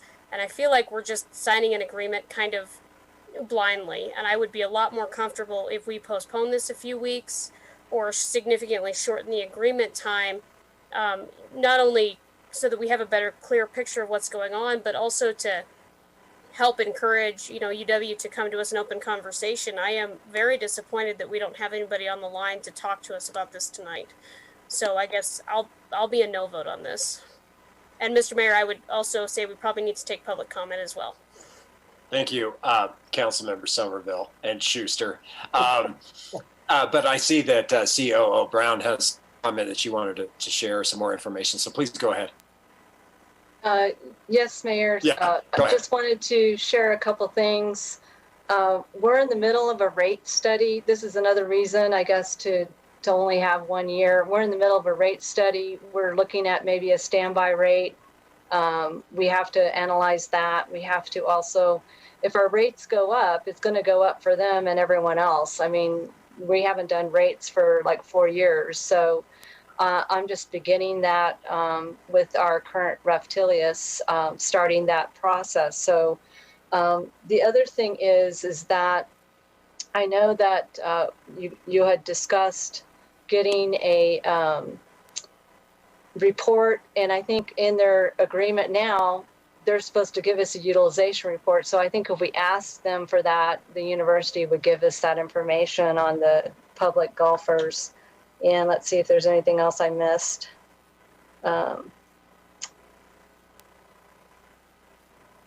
So really having a year, going further than a year, or trying to negotiate now is kind of hard during a rate study that you're trying to, once again, it's just the timing of it all. It's kind of hard to negotiate a different contract at this point. I think we'll have a lot better idea of what to do in a few months, and also having the rate study done. Thank you. Okay. Thank you. And I find myself more or less persuaded by some of the previous comments about this issue to go ahead with it. But I see Councilmember Cumby has raised her hand. We have a lot of things going on related to the golf course and water, and I think that a period of stability would allow us to focus on some of the other things we need to be focusing on. So I'm going to vote yes for this because I think it'll be a stabilizing factor. Thank you, Councilmember Cumby. And I should say, too, that I think Councilmember Somerville, to me, makes some valid points and things that we should be concerned about and that need to be incorporated in our discussions. But I'm persuaded by the idea of a goodwill gesture for whatever that may be worth at this point in time. But I'm going to take that good advice I was given and check and see if there's the public that want to comment on this issue. I don't see any hands raised. And I'll give it just a second. I still don't see any hands raised, folks. And I think we've had a pretty decent amount of discussion on this.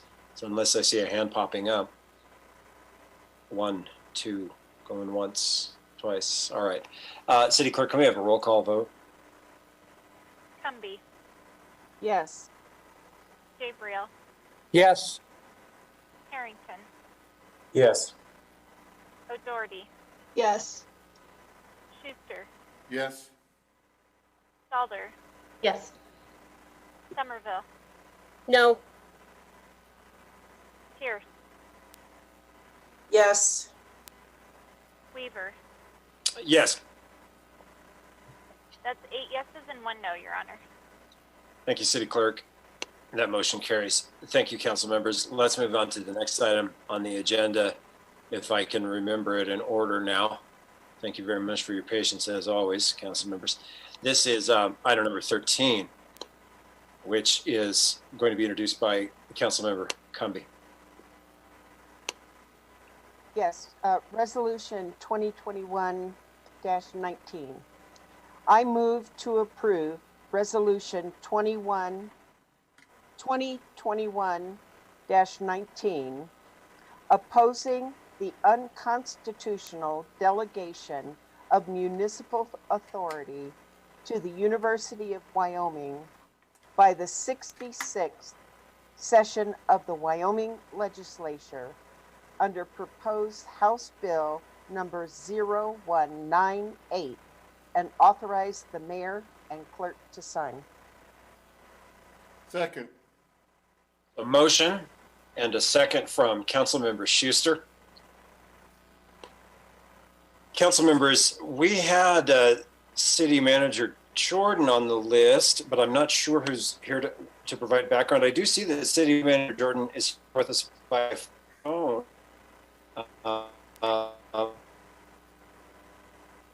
Perhaps it's her intention to provide us with background on this to the extent that we need it. I'm not sure if that's what she intended to do. Honorable Mayor, I'm not so sure that Janine has a stable connection, or City Manager Jordan has a stable connection at this point. I think at this point, I believe that council is well aware of what the resolution states and what we're proposing to do with it.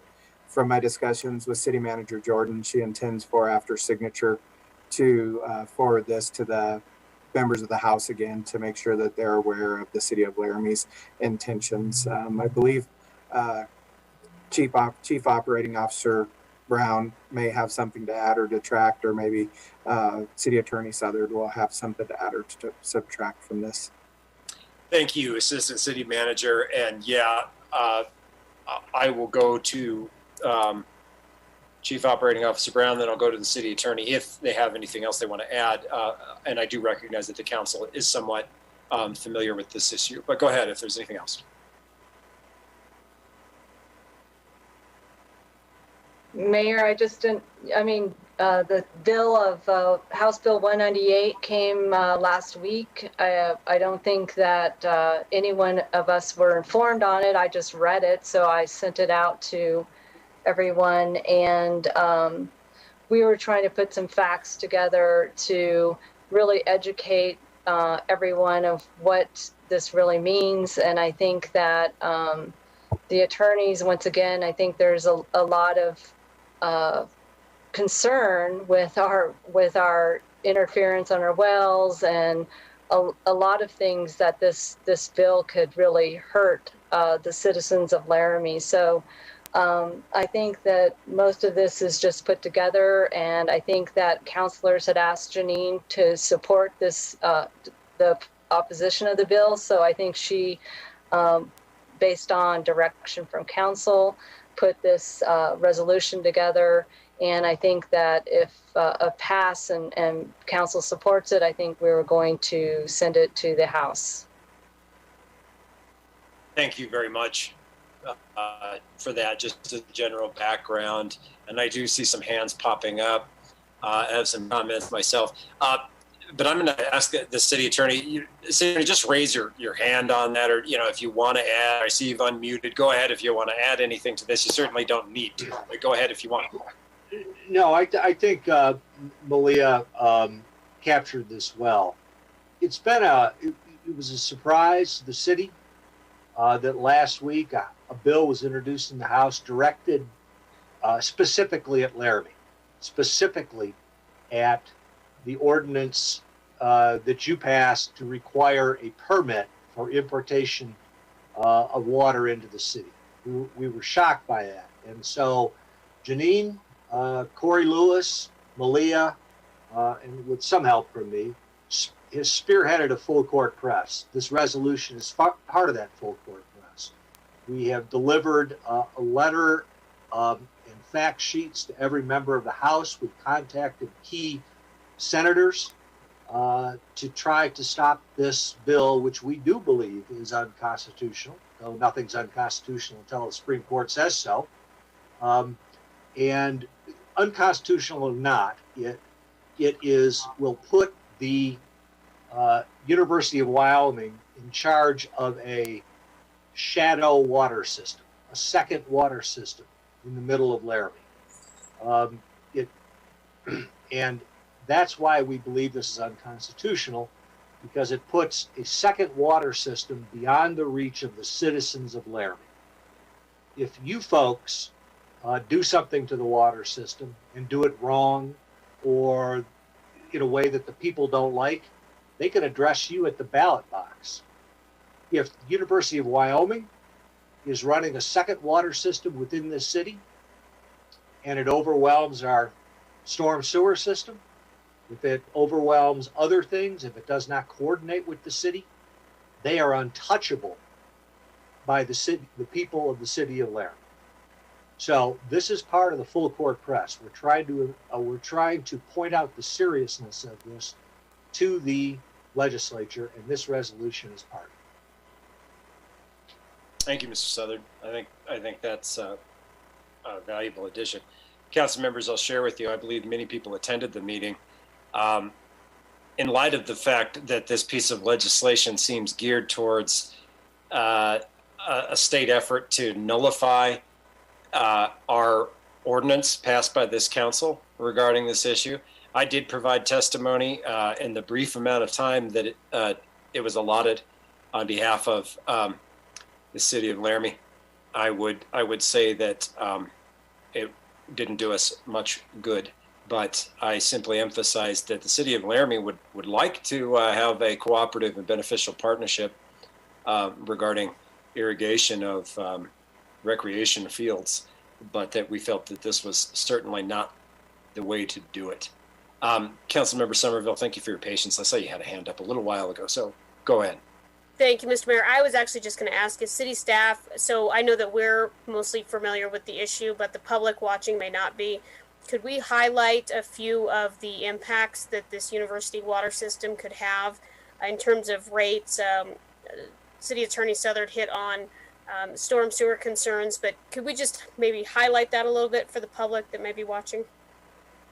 Maybe a top 3, top 4 concerns. I think that's a good suggestion. Thank you, Councilmember Somerville. Staff, if you want a minute to maybe collect your thoughts about this, that's fine. Any other questions or comments about this? Councilmember O'Doherty.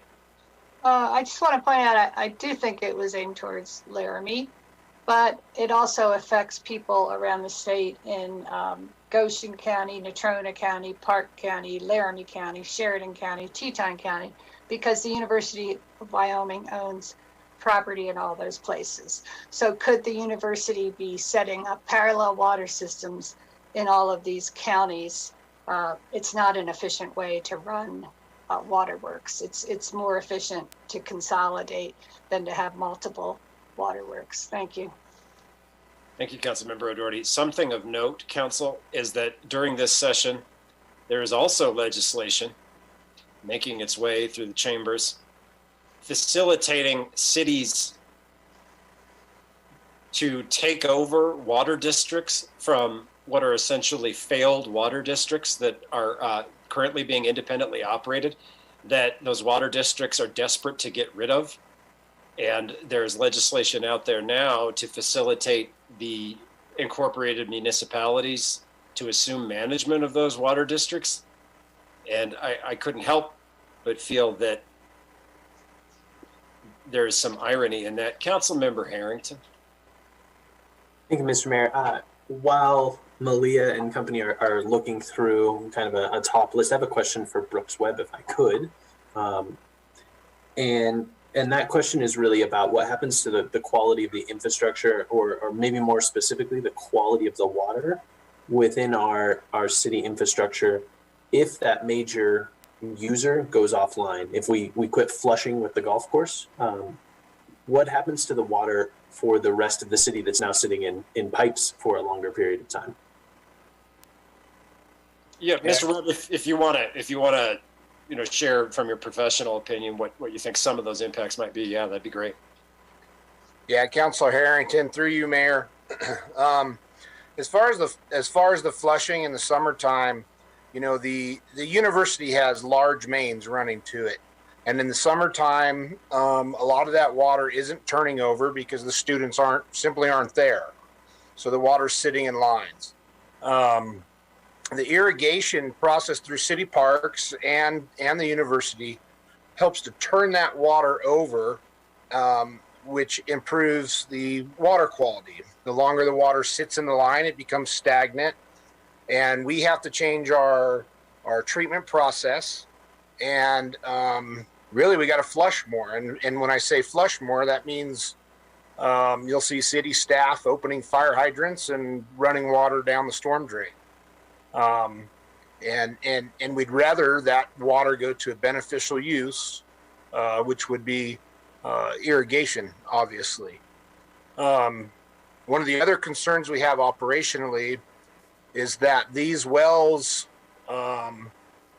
that the university is looking at doing is so close to our wells that we're afraid it's going to draw down the well level and will affect our wells at City Springs and Soldier Springs, and that we'll have to actually re-drill those wells to a deeper level to get to a better water quality. So operationally, we definitely have some concerns with the bill. Can I ask a follow-up, Mr. Mayor? Yeah, and then I'll go to COO Brown. Go ahead though. Follow up. Yeah, thank you, Mr. Mayor, and thank you, Director Webb. I can't help but hear when you're saying that what we're looking at is really increased cost to the ratepayers in Laramie. I know we don't have specific numbers, but I can't imagine that more staff time, and then that staff time being used to dump water on the streets into our storm sewer system. I can't imagine that those two both don't contribute to increased costs, with the alternative being lower water quality. So I just, I want to make sure that I'm hearing correctly, that those are both true statements, and then that maybe the trade-off is a green golf course. I'm not sure that my constituents would support the golf course over increased water rates and diminished quality. Yeah, Councilor Harrington, through you, Mayor, we will maintain the water quality, but it will come at increased staff time and cost. Thank you, Mr. Webb. Thank you, Councilmember Harrington. And I think the line of questioning there is intended to develop our thinking around whether or not we're being alarmist about whether or not this might have an impact on constituent water rates. And I think we've heard some information that is a reasonable concern to have. And that's why these questions need to be asked. Chief Operating Officer Brown. And I would ask that Brooks stay on, but I wish Darren was here because he could explain this a whole lot more technical than I am. But, basically, they drilled within 100 feet of our wells, and just having, what's that going to do to service our customers? We're very concerned about that. And, things like if you have a drought year or how are you going to deliver some of this water to our customers? I definitely, this bill, I guess I will say that in the bill, there was an amendment to take out potable. So this came as potable and non-potable, and you have, concerns with, contaminations. And like I said, I think it's mentioned the stormwater and the sewer and how that even gets managed. How do you manage a sewer when they're over the water? So there's a lot of big issues going with this, especially if potable was being done. The potable issue, like I said, they did manage to amend that out of the bill. The second thing, I think, on the cost issue, if they were looking at it from a total, I guess, revenue perspective, I think if you look at the non-potable, it's around 3% of our total revenues. That not just Jacoby, but they're looking at maybe also the recreation areas, and how that would work.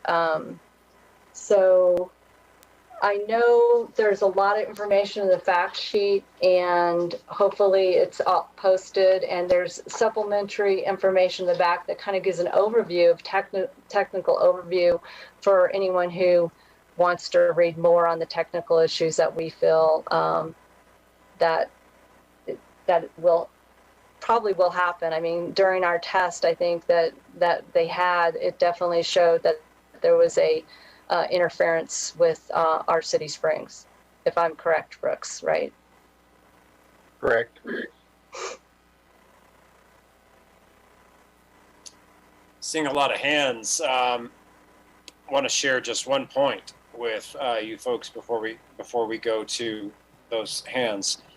This item went through the House Appropriations Committee. It has not been considered by the Agriculture, State and Public Lands and Water Resources Committee, which typically legislation dealing with an impact to a community's water resources would. An aside that I think is worth consideration. Hands, I saw Councilor O'Doherty, who I don't think has yet to speak to this. I have. Why don't you go to Councilor Pierce? Okay, Vice Mayor Pierce, and then back to, I think, Councilor Harrington, or did I miss somebody?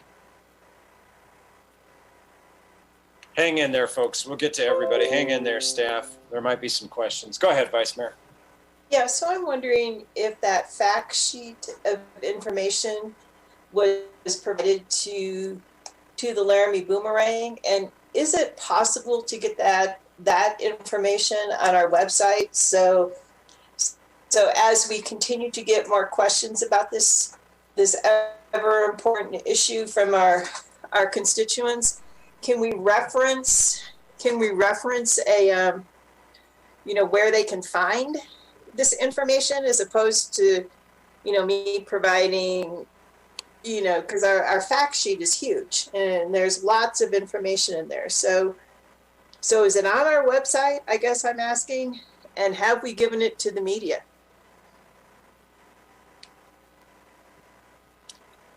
Well, I think that's sort of in the CEO Brown / Assistant City Manager Feeser realm. So whoever wants to answer that first, go ahead.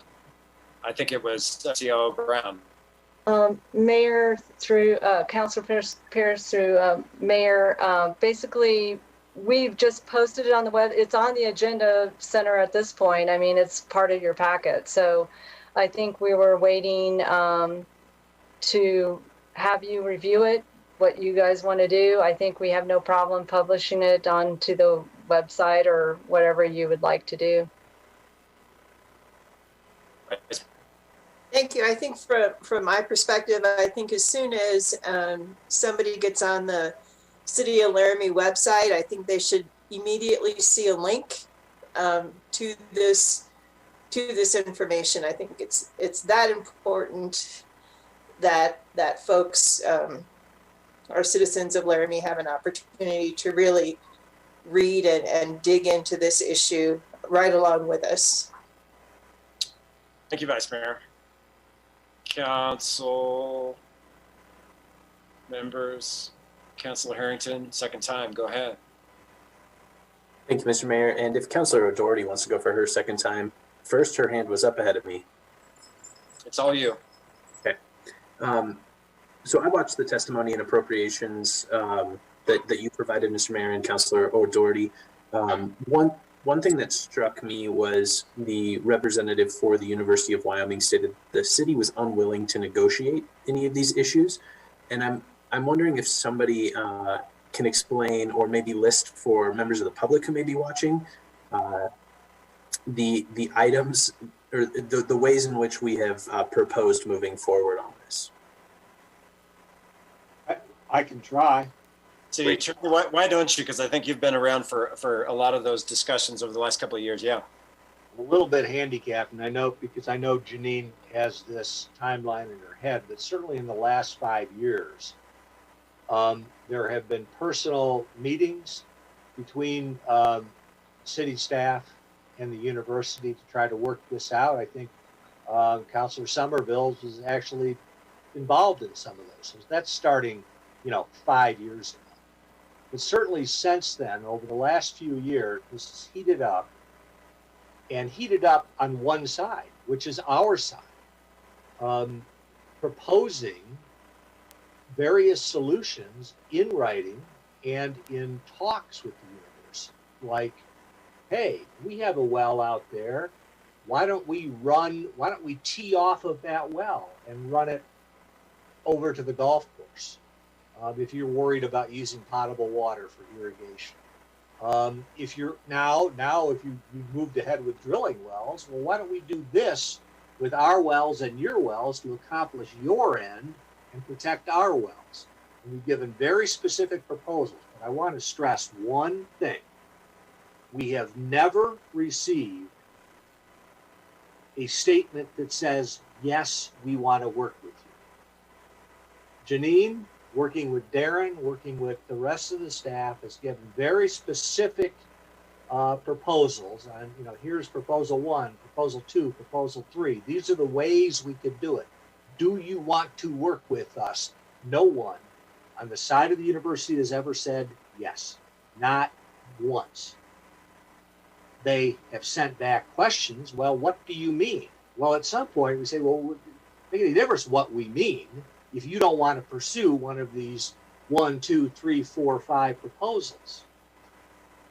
So that's where it stood in January, the last time Janine wrote a detailed letter to the university. There's been no response until Bob Nicholas introduces this bill in the legislature last Thursday or Friday.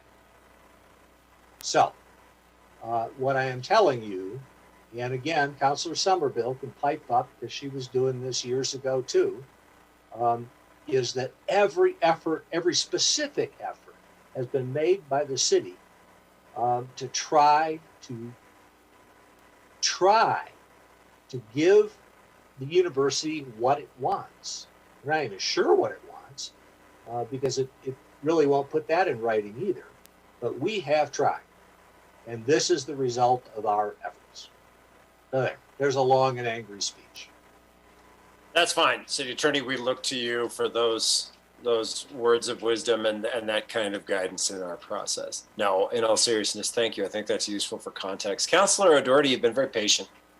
Oh, I think Councilor Harrington said one of the things that I was going to say. I think that at the Appropriations Committee hearing, Mr. Crank made some misrepresented the situation. He said things that were just not true, and so he misrepresented the situation. Acted like we haven't been willing to talk, and of course we have, and we've seen those email exchanges where our city manager or resource manager reaches out, and then there's no response, or the response is, well, what do you want? You never told us about this. Well, yeah, if you look at this email, we did address that. So I want to point out, because I'm related to engineers that do this for a living, that to create a municipal water system is a very expensive process. It requires really well-trained individuals to run the system. We are blessed in Laramie to have probably the best people in the region doing our water. And I want to point out that if the university has to make a position to do what we're already doing, it's going to cost them a lot of money. And it's also going to pull people from water treatment systems elsewhere in the state, such as the town of Granger is still looking for somebody. Because bigger cities can pay more for people that have that expertise. I mean, we are lucky to have our people and we want to keep them. But the university could be hurting the rest of the state if they have to create a position to run the water system, and then they could be drawing expertise from elsewhere. So that's all. Thank you. Thank you, Councilmember. Councilmember Schuster, I saw you, but I also see COO Brown. Do you want to see? Okay, you want to go ahead and let her go, and then we'll go to you. Okay, thank you. Mayor, just also testimony that was happening at the appropriations that I thought was not true is that the continued saying that our costs are going up, up, and up for this water. You guys just approved another same rate for the last 5 years. The rate has not changed for the university at all. And if they're using more water, that has nothing to do with us. They're using more water. It could be the athletics. It could be whatever that they're using. And I wanted to say that sometimes using more water is not a bad thing. That means people are golfing and your revenues are probably covering your fixed cost, as I noted in the past when I reviewed some of the Jacoby stuff. So, they're taking things out of context, and I don't understand why the water is the only thing that is driving Jacoby and their total cost of Jacoby. And how much they're putting in to this water system and infrastructure and drilling wells. Just seems this water bill is very not very high. And if you go look at their budgets, their whole budgets in facilities and whatever is just minimal for the cost of $140,000 or less on their water bill per year at Jacoby. So those were some of the things that he was saying that is continually rising when our rates haven't risen for 5 years. So I just wanted to point that out.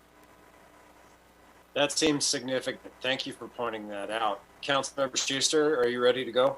Oh, I'm ready to go. I just have a very short comment because one of the funniest things I saw on this is even though they want to have their own water supply, they still want to be hooked to us in case anything happens. A wellhead failure, a pump failure, or anything else, that they're going to just turn on the spigot and start using the cities again. So they want us as backup, but they don't want our water. And I thought that was just kind of ironic. Thank you. An interesting observation, Councilmember Schuster. Vice Mayor Pierce? Yeah, their lobbyist, Mr. Crank, also called University of Wyoming a super public agency and a sovereign public agency, which couldn't be farther from the truth. In fact, there was a Wyoming Supreme Court decision back in 1999 that made it very clear that they were just a regular public agency. Another interesting observation. Members of the council, we've had a pretty good discussion about this. Okay, I see the hands coming up. I'm going to go to Councilmember Stalder because I don't think she's been here yet, and then I'll go to Councilmember Somerville. Councilmember Stalder. Thank you, Mr. Mayor. So the university pays about $140,000 for the golf course water after the discount, and what they want to do here is water the rest of the campus with non-potable water. Do we have an idea what they're paying for watering the rest of the campus right now?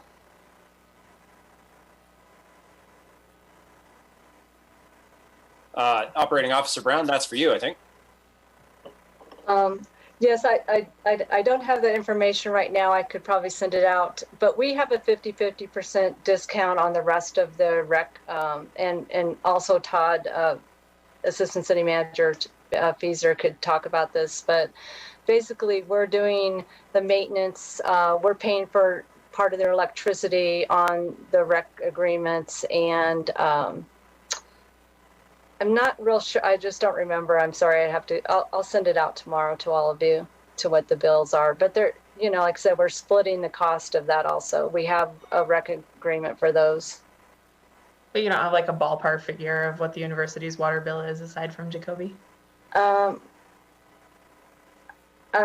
I don't know why I just looked at it like a week ago for some reason. I think it's around 200,000 for the rec agreement, but I'm not real sure. Okay, thank you. The whole bill in total is about $1 million, $1 million for all their dorms and all that. So, but I can't remember the breakouts. But this wouldn't affect the water to the dorms, right? Because of the no, this is just that it was, but they took the potable out. So at this point, it's just the recreation and non-potable. And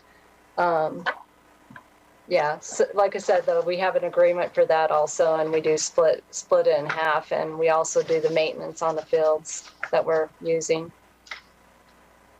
Okay, thank you. Just kind of trying to understand what the how the university is looking at this in terms of saving costs, and for millions of dollars in infrastructure, for those savings, it just kind of doesn't add up. So I don't think this is the end game here of the water plan, but thank you. Lots of interesting observations from the council.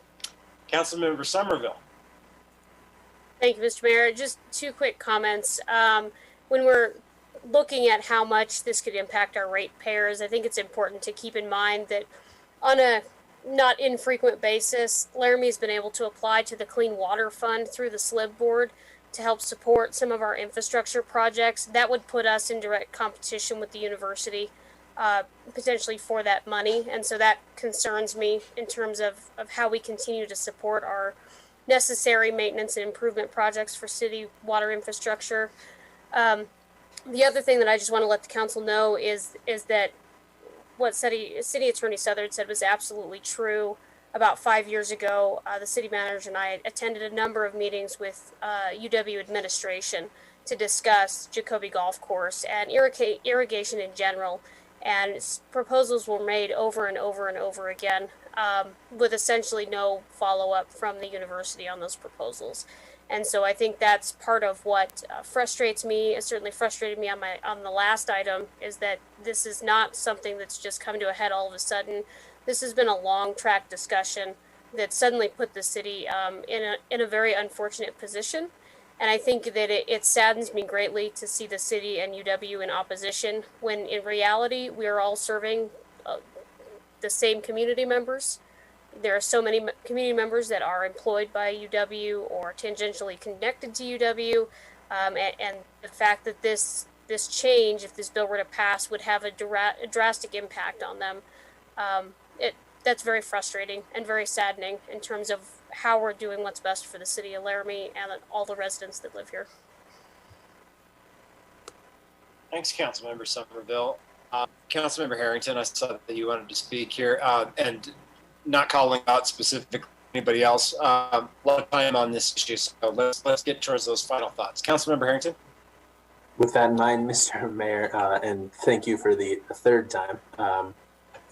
I'll be brief. Just a quick comment. Councilor Somerville mentioned that she used the word us versus the University of Wyoming. I just want to reframe that a little bit and just make it clear that what we're talking about is the same tax dollars from both sides of this conversation. We have the university spending Wyoming taxpayers' money, and so is the city. I think as we decrease the efficiency of this system, what we're doing is truly just wasting taxpayer dollars. That's, not to mention any sort of tangent issues that may arise from this, diminished well quality and drilling further wells, dumping water into streets, legal fees, any of those sort of items. They just feel like they continually waste public funds. So I just wanted to reframe that a little bit. Not that I disagree with Councilor Somerville, but I just think it's important to note that we're talking about the same pool of money when you follow it back to the source. Yeah, thanks. Thank you for that great point, Councilmember Harrington. I think that actually fits well with what Councilmember Somerville said. And I want to point out that I thought that was an excellent point by Councilor Stahl. What is long range here? We have to remember that for an amendment, water was included in this bill. But once again, I want to emphasize, did not go through the Water Resources Committee, where most water projects are vetted. And I also want to say that I totally agree with this idea of we're going to the same source of dollars here. I'm not sure why people in Laramie, and this is why I, as a member of the council here, am going to vote for this and voted for the original ordinance that I believe this is related to. It's not because I'm hot to trot to have a big agency fight with the University of Wyoming. That's dumb. I want to do as little of that as possible. It's that I think double dipping the same community for an investment in water system is extremely unfair. And if there's one thing that has continually been raised as a controversial issue over the last 10 years in Laramie, and I'll ask Councilor Schuster to nod if he agrees with me, and other council members that have been here, is the water rates. And if this is something that is going to have an impact on water rates, I think we all know if there's something that our constituents have brought to us over and over again over the course of that time period that they have questions about. They're either against it, or they're concerned about it, or they want to know what's going on. It's the water rates. And for us to not do what we could to try to hold those as steady as possible is, I think, an example of not doing our job. So that's why it's important to engage in this discussion and push back and really resist this move as much as we can. So that's why I'm going to be voting for this resolution. It's why I voted for our original ordinance, because I don't think it's fair for our constituents, these Laramie ratepayers, to have to deal with that double dip, folks. And I hope that if we've got local media here, that's a big takeaway. And I think every council member around the screen here has made a point. That's the takeaway, that we're concerned about that above all else. And I'd like to go to a vote, but Council Member O'Doherty, go ahead. I just want to point out that university employees are our constituents. Most of the university employees live in the city of Laramie for the Laramie campus, and we're trying to protect them. A lot of them don't get great pay. They work multiple jobs. And if we raise water rates for this one thing, it's hurting the university employee population. It hurts all of us. Thank you. Thank you. Everybody okay with going to a vote on this? I think we have an abstention that was mentioned earlier, Councilor Gabriel, and that was fine. Do you have anything you want to add? Mr. Mayor, we need to go to the public. Yeah, thank you. Before we go to that vote, though, I know Councilmember Gabriel had wanted an opportunity, and he doesn't have to take it, to talk about abstention. Are you all right, Councilmember Gabriel? Sure. I would just mention that the appearance of a conflict is certainly in my mind. I've talked with the city attorney about this, and he has given me some advice, and I've taken it. And I just feel that since I'm an employee at the University of Wyoming in my position, that I'm going to abstain on this. But I certainly would like to say that I appreciate all of the discussion we've had here tonight, but I'm going to abstain. Thank you. And that's fair enough, Councilor Gabriel. I wanted to give you that opportunity because you had mentioned earlier that you might want to take that opportunity at this time.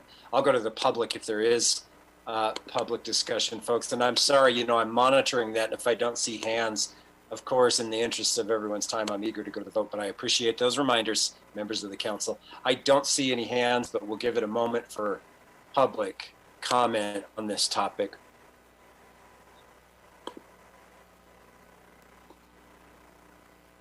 I'm seeing none. City Clerk, how about you? I see none, Mr. Mayor. Thank you. I think we've had a good, thorough discussion of this, members of the council. Let's have a roll call vote. City Clerk? Cumby. Yes. Gabriel, abstain. Abstain. Herring. Yes. O'Doherty. Yes. Schuster. Yes. Stalder. Yes. Somerville. Yes. Pierce. Yes. Weaver. Yes. That's 8 yeses and 0 noes, Your Honor, with 1 abstention. And that resolution passes. Thank you very much. Moving on in our agenda brings us now to item number 15, as we reordered the agenda at the beginning of the meeting and moved item number 14 to the top of our meeting. So we're now on to item number 15, which is public comments on non-agenda items.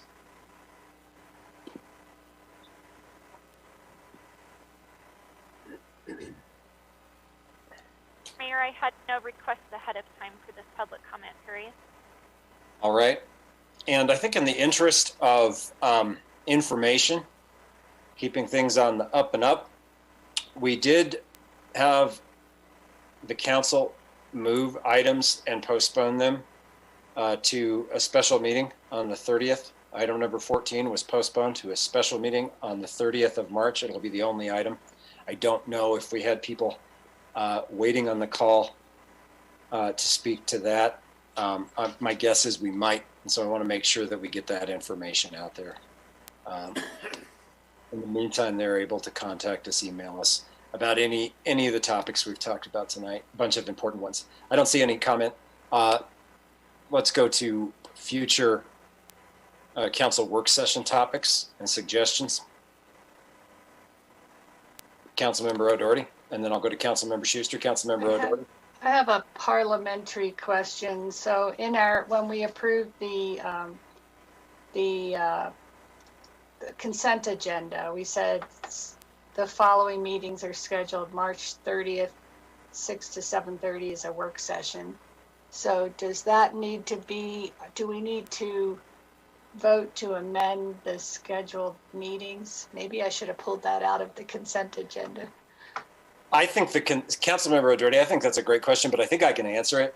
I think given that it was a unstructured work session, and we've since taken an action to make that a special meeting, that'll be reflected in future notifications and publications of agendas. City Clerk, am I accurate with that?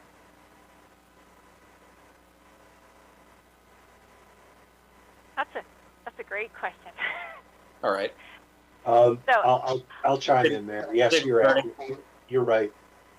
Okay. Thank you. I think once we take an action and say we're going to set a special meeting, it bumps anything else off the calendar, Councilor O'Doherty. Take priority. Good question, though. Mayor, good question. Yeah, City Clerk. With that being said, Mr. Mayor, the work session was set to start at 6 o'clock. Did you want to continue that 6 o'clock p.m. start time for the special meeting? I'll leave that to you, council members. I think it'll be a lengthy meeting, so probably the sooner we get into it, the better. Is that okay with everybody? You know, I mean, it's just going to be a usual Tuesday. Hurry up and make sure you're at the meeting on time. I need to hear that probably more than anybody else. So, okay. Thanks. Appreciate that. Vice Mayor Pierce. Yeah, thank you, Mayor. In terms of our now new special meeting on the 30th related to this one issue, I am somewhat concerned that we might have our constituents in Laramie asking us questions related to this water issue. Yeah. So I would hate to limit that night to just one item. I mean, we might be able to do two items. I think I'd like to throw that out there for some consideration. If we have at least, something on there like, non-agenda, it could be on agenda items from a regular meeting, but you don't usually have that on a special meeting. I just don't want to lose this discussion or to be available for this water issue as well. City Clerk, do we have one more regular City Council meeting this month before the special meeting? I think so, don't we? This was the last regular council meeting of the month, Mayor. We do have a work session on the 23rd, as well as now the special meeting on the 30th. All right. Well, since we don't necessarily have the most defined process for public comment periods at the special meeting, Council, shall we request that the City Clerk just include a half hour, well, not specifying time, but specifying a slot on the agenda for public comment on non-agenda items for that special meeting on the 30th? Is that okay with everybody? It's just going to be like a normal meeting, but we'll just make sure there's a public comment period for non-agenda items like the Vice Mayor suggests. Yeah, okay. I don't see anybody has a big problem with that. Makes sense to everybody, right? Okay. Thank you. Thank you, Vice Mayor. Other work session topics. Councilmember Somerville. Thank you, Mr. Mayor. So I received a few phone calls in the last week and a half or so, asking about what type of street maintenance was done in Laramie. I know this pops up, or in West Laramie. I know this pops up periodically, but there was some questions, and I wonder if we could add something to the work session list, maybe more of an update after we get through the budget process on what that looks like, and post some information out. I just got some questions about why is this type of equipment running down the road? Why are they using this type of material? And that's just not questions that I can answer. I've been referring them to the streets department, but I thought maybe a 20-minute update somewhere might be helpful. The semi-annual review about West Laramie. Ward 1 council members, if you catching these information requests, you want to put something in there for a maintenance update or discussion, something like that? Is there some support there, folks? This is what I'm asking. Yeah, thumbs up, nods. Okay. City staff, let's find a spot for that, right? I'm sure we can at a work session. I think it's always worthwhile. It's always worthwhile. Okay. Councilmember Cumby. I appreciate these suggestions, and I think they're very important, but I would like us to remain mindful that during our session, we presented it as a meeting that would be focusing entirely on that. And we received some feedback of appreciation that we were doing that.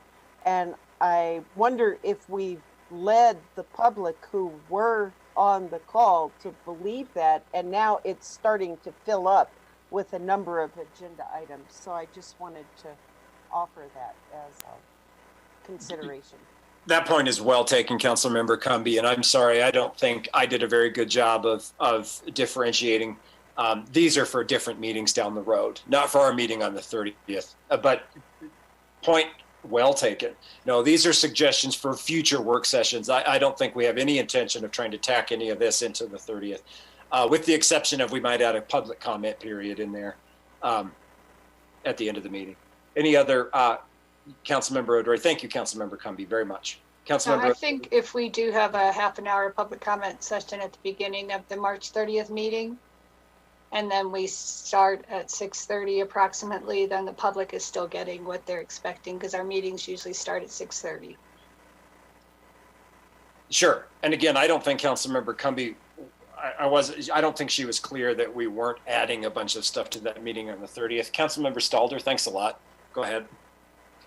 Thank you, Mayor. I was just going to say, we had talked about the 30th being a ward meeting kind of combined several times, and we've had a lot of feedback that people want to have the ward meetings or miss the ward meetings. So I think that's a good compromise, just to do that 30 minutes at the beginning. Okay. Yeah. That seems okay to me. That seems okay to me. And if there isn't a lot of other comment, then we'll know where we need to go with that meeting. So I think that's fair. Everybody okay? All right. I can't make this suggestion. Oh, City Clerk. Mr. Mayor, City Manager has asked if we need to make a motion to cancel the ward meetings unofficially. Typically, when the ward meetings are canceled, you take action to cancel those, so we can notify the public that they've been canceled. Have we noticed that we were having the ward meetings yet? I see heads nodding. Yeah, we better do that. But when we get that agenda out and published, as Councilmember Stalder suggested, Councilor O'Doherty, let's just make sure that it's clear that there are times available for the non-agenda items to be discussed. But yeah, I guess. So do we need an action? To place a public comment period on the special meeting agenda No. would require. I'm speaking to canceling the ward meetings, and I saw you, Councilor Schuster, and I'll go. Do we need an action to cancel the ward meetings, even though they? Okay. I'm seeing some nods that maybe that would be best practice. Councilmember Schuster. Sorry, Councilmember I Schuster. think you should do public comment beginning and at the end. My other time when I had my hand up earlier, when you said you're going to recognize me, was for on time of start, so it got answered. Thank you, Councilmember Schuster. I'm sorry. Thank you for your patience. City Clerk, you had some more to say there. Mr. Mayor, if we just did, I'm thinking off the fly, so City Attorney, please correct me if I'm not speaking right, but I believe just a motion to amend a previously adopted scheduled meeting. Folks. To change. Yeah, but City Clerk, once again, this raises this question. We have set a special meeting. Doesn't that supersede anything else we had in place? Because I think we determined that once already. Bob, I think this City Attorney. I'm a little lost. Me too. What do you want to do? We want everything off the plate except for this special meeting. And this special meeting, in addition to one agenda item, will also include some public comment opportunities for non-agenda items. What do we need to do to make sure that we are square with that? Well, if all else fails, why don't you guys just make a motion and vote on it? I think that's what the city clerk was trying to suggest that we do, and I kept being a Budinsky. City clerk, if you'll just provide us with just a little more patience, I'm going to go to Councilor Schuster and then back to you. I think what she would like is we go back to 9/0, March 30th, 2020, 6 to 7:30 p.m. work session, ward meeting via Zoom, that we delete that off and add a special meeting March 30th at 6 a.m. to, when we get done, special meeting at that time. Second. There's not a motion. 6 a.m. Not 6 a.m. Oh, 6 p.m. I'm sorry. So the chair's going to recognize that as a motion and a second. City clerk, is that more or less what you were trying to get this group of cats to do? Yes, please.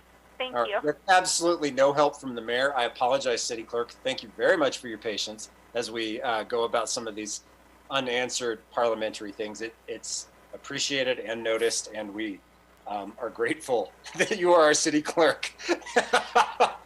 All right, let's not discuss that unless you want to, folks. I'd like to just see a show of hands real quick and an aye vote on that item. Aye. Thank you very much. Thank you very much, everybody. Okay. I can't officially make this, but I know that there has been some interest about sometime down the road this year getting into talking about some drop-off for recycling. So the next time maybe somebody has an opportunity to make a suggestion, not tonight. Let's remember that we wanted to talk about that, please. That's not a suggestion from me because I'm not allowed to make them. Well, I would like to make that suggestion to have drop-off for recycling. All right. Some kind of a work session about that in the future. Everybody okay with that? Yep. All right. Fine with me. Any other work session topics? Hallelujah. Folks, thank you so much. This has been a plenty jam-packed meeting, and we still have a little bit more to go. Do you want to take 5 minutes before we go to our executive session? Yes, 5 minutes. Councilmember Gabriel? I think we better adjourn and say we're going to it. Oh, yeah, I know. I just want to check. Thank you, Councilmember Schuster. Councilmember Gabriel? Yes, Mayor, I would just like to remind everybody that community partner funding worksheets are due, I believe, the 22nd. Correct, Nancy? And I don't think we'll be meeting until that time, and so just a reminder to get those done. Yeah, I believe you're correct, Councilor Gabriel. It's by the next meeting. Thank you. Thank you, City Clerk. Thank you, Councilmember Gabriel. That's a good tip. All right, so we will go to Councilmember Schuster for the special motion.